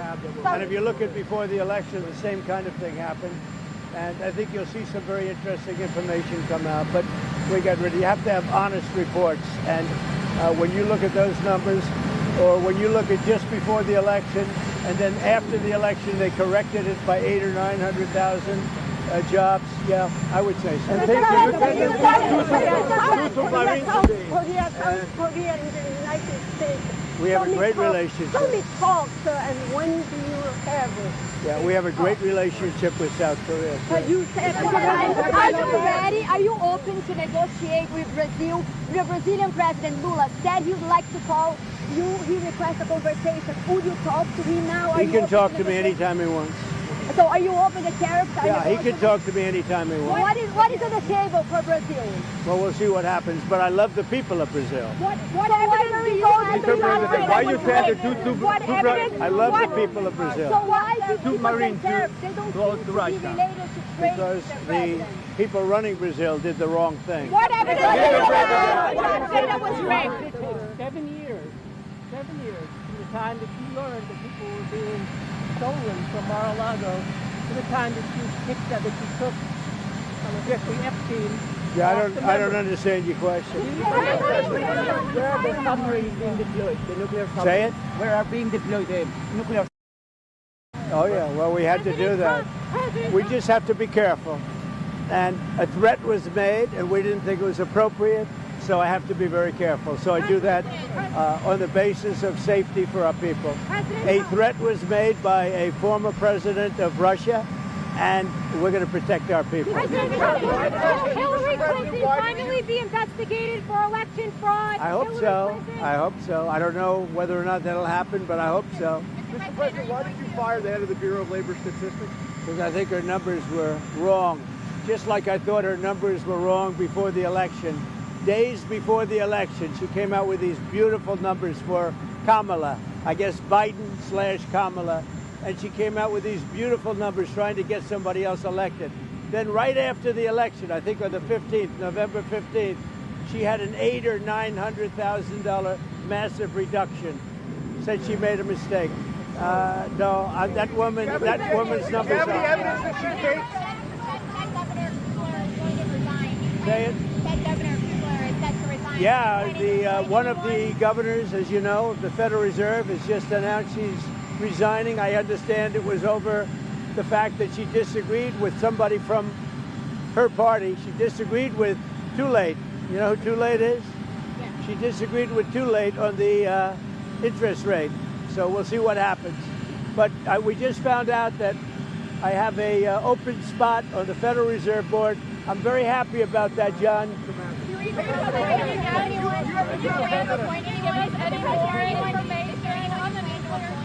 And what did Medvedev say to you that made you really mad? Well, you just have to read what he said. He was talking about nuclear. When you talk about nuclear, we have to be prepared, and we're totally prepared. Mr. President, on the monthly jobs report, going forward, why should anyone trust the numbers? Well, that's and the if big thing. You're right. No, you're right. Why should anybody trust numbers? You go back to election day. Look what happened 2 or 3 days before with massive, wonderful job numbers, trying to get him elected or her elected, trying to get whoever the hell was running. Because you go back and they came out with numbers that were very favorable to Kamala, okay, to trying to get him elected, trying to get her elected. And then on the 15th of November or thereabouts, they had an 800,000 or 900,000 overstatement reduction right after the election. It didn't work because you know who won, John? I won. But here's the thing. Your supporters have had issues with these numbers. I've had issues with the numbers for a long time. But today's, we're doing so well. I believe the numbers were phony, just like they were before the election. And there were other times. So you know what I did? I fired her. Right. And you know what? I did the right thing. If any government official going forward is presenting data or information you don't like, should they fear for their job? I've always had a problem with these numbers. You know, I was thinking about it this morning. Before the numbers that came out, I said, who is the person that does these numbers? And then they gave me stats about before the election. I had a similar problem. I mean, she gave out numbers that were so good for the Democrats. It was like unbelievable. And then right after the election, she corrected those numbers with, I think, almost 900,000 corrections. I think nobody had ever seen anything like it. Well, today she did the same thing with the 253,000, whatever the number was. No, we need people that we can trust. I mean, your question is a very good one. We need people we can trust. What would you like to see from Switzerland? You know who you plan to replace her with? I've got about 3 very good, I have a lot of good candidates. I will say everybody wants it. I've had more phone calls, but I have 3 people that are. Do you have a background in labor? You know, I could do a long-term thing or I could do a temporary. It's a 14-year term. Right, but do you put someone in who actually has labor statistics experience? I'd put somebody in who's going to be honest. That's all we want. I have a choice. I can have 4 months. I could do a short term, or I could do a 14-year deal. So we'll see. We have a lot of people. We get a lot of good people around. Can I ask you a construction question?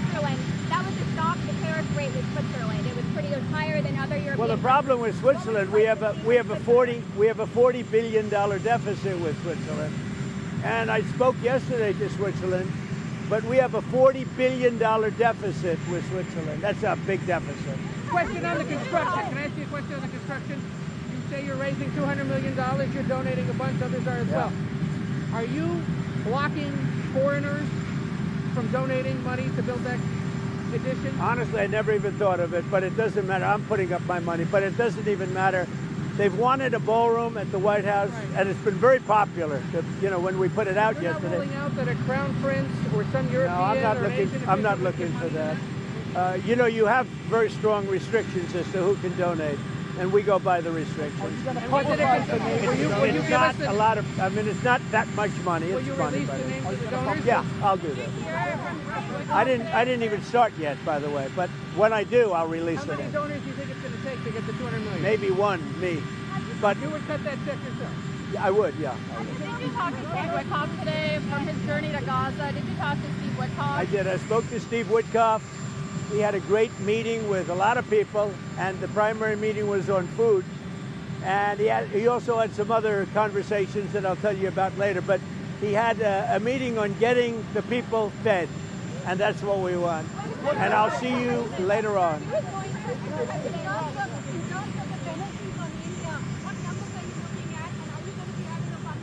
Well, I understand India no longer is going to be buying oil from Russia. That's what I heard. I don't know if that's right or not, but that's a good step. We'll see what happens, okay? How is your health? On tariffs, obviously the Treasury is taking in so much money right now. Some Republicans have been pushing for tariff checks to go out. The basic idea is move the money back. No, there are a lot of people that would like to see us do sort of a dividend to the people of our country. It's something I'd consider. How much would be? I want to pay off debt, but there's a possibility I'd do a dividend. Can I ask on tariffs, obviously there's.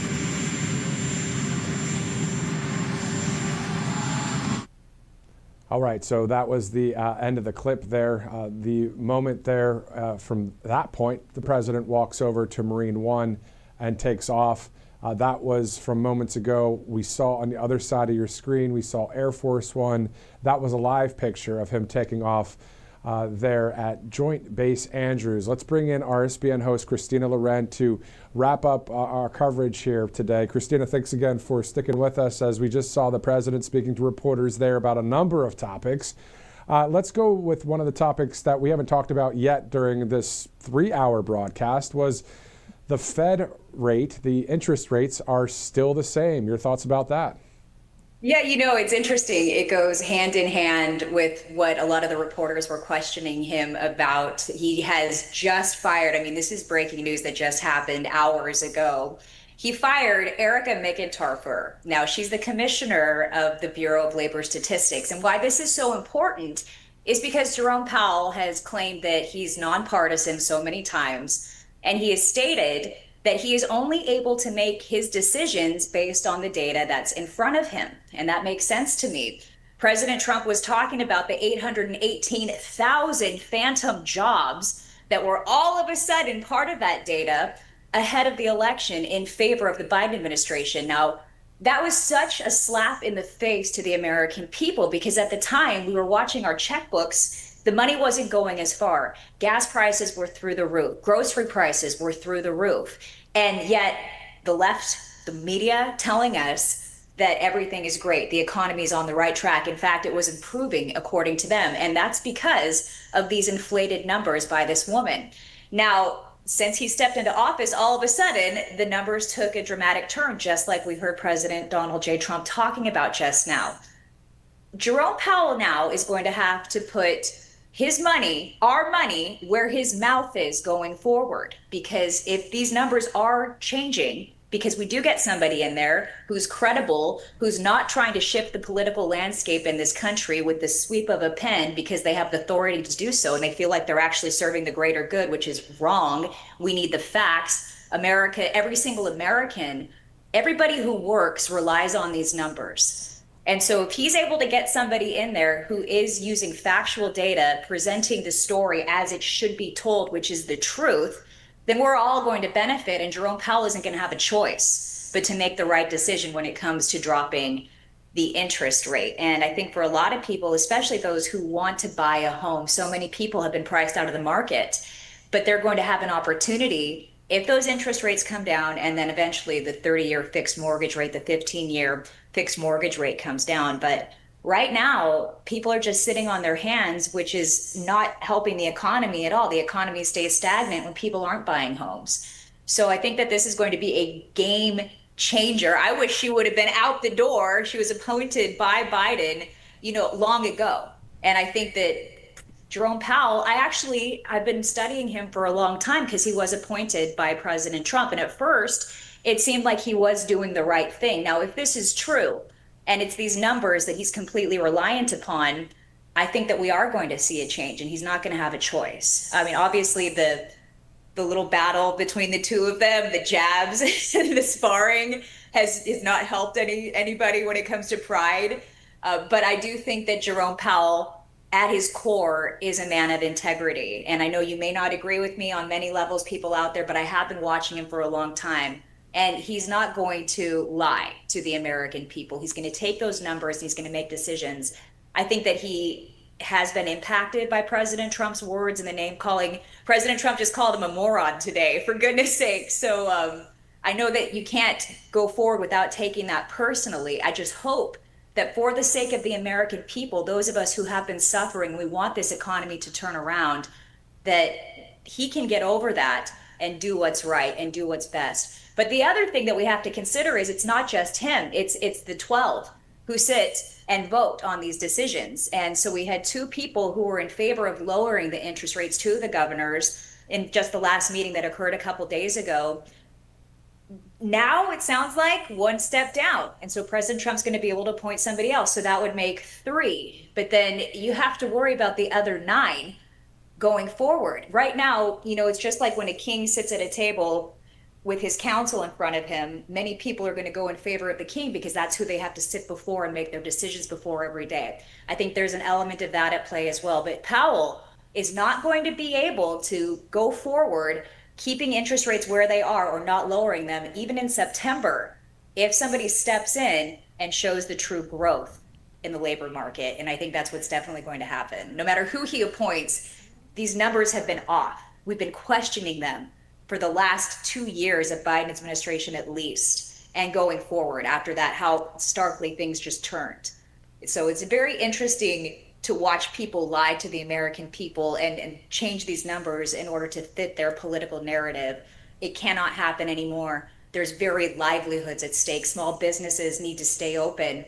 People need to be able to buy food for their families. And it's getting to a point in this country where hope is starting to diminish because we're seeing President Trump do all these great things, but the interest rates aren't coming down.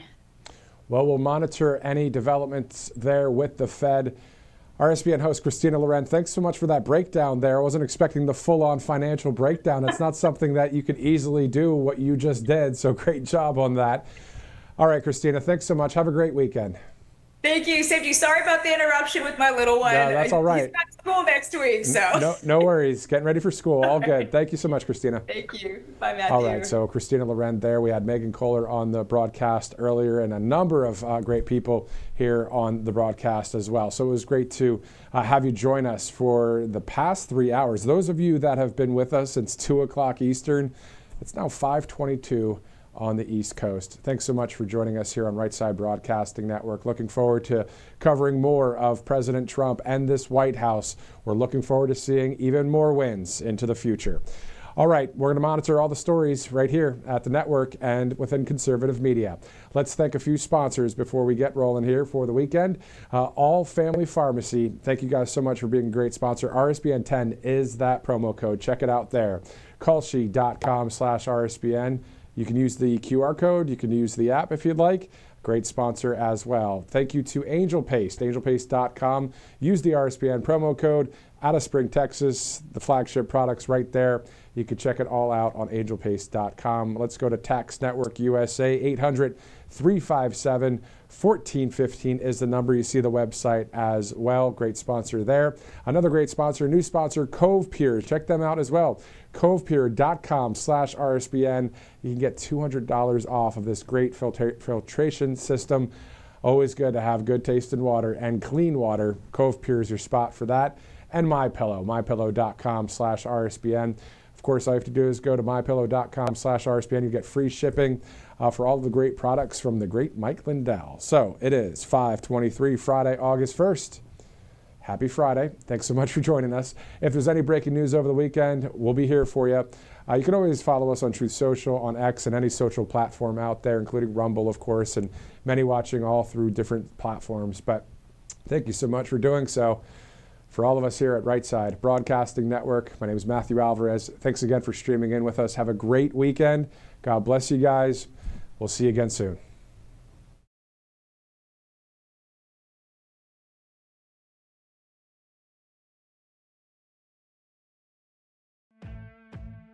Welcome to Right Side Broadcasting Network, your trusted conservative news outlet. At RSBN, we deliver the truth when the mainstream media falls short.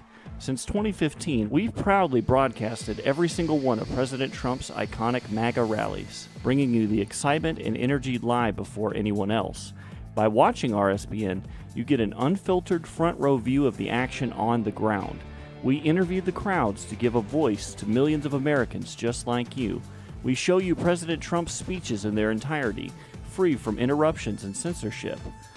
We cover the stories that matter to you with the integrity and passion you deserve. Thank you for choosing RSBN as your home for America First News. Together, we stand strong, united, and informed. So join us and be part of the right side of history. Hey y'all, it's Silk from the Diamond and Silk Chit Chat live show. Look, don't forget to check me out right here on RSBN Network. Be sure to watch the show on Right Side Broadcasting Network, and I want you to support Right Side Broadcasting Network. Yes, it's imperative that you do so, okay?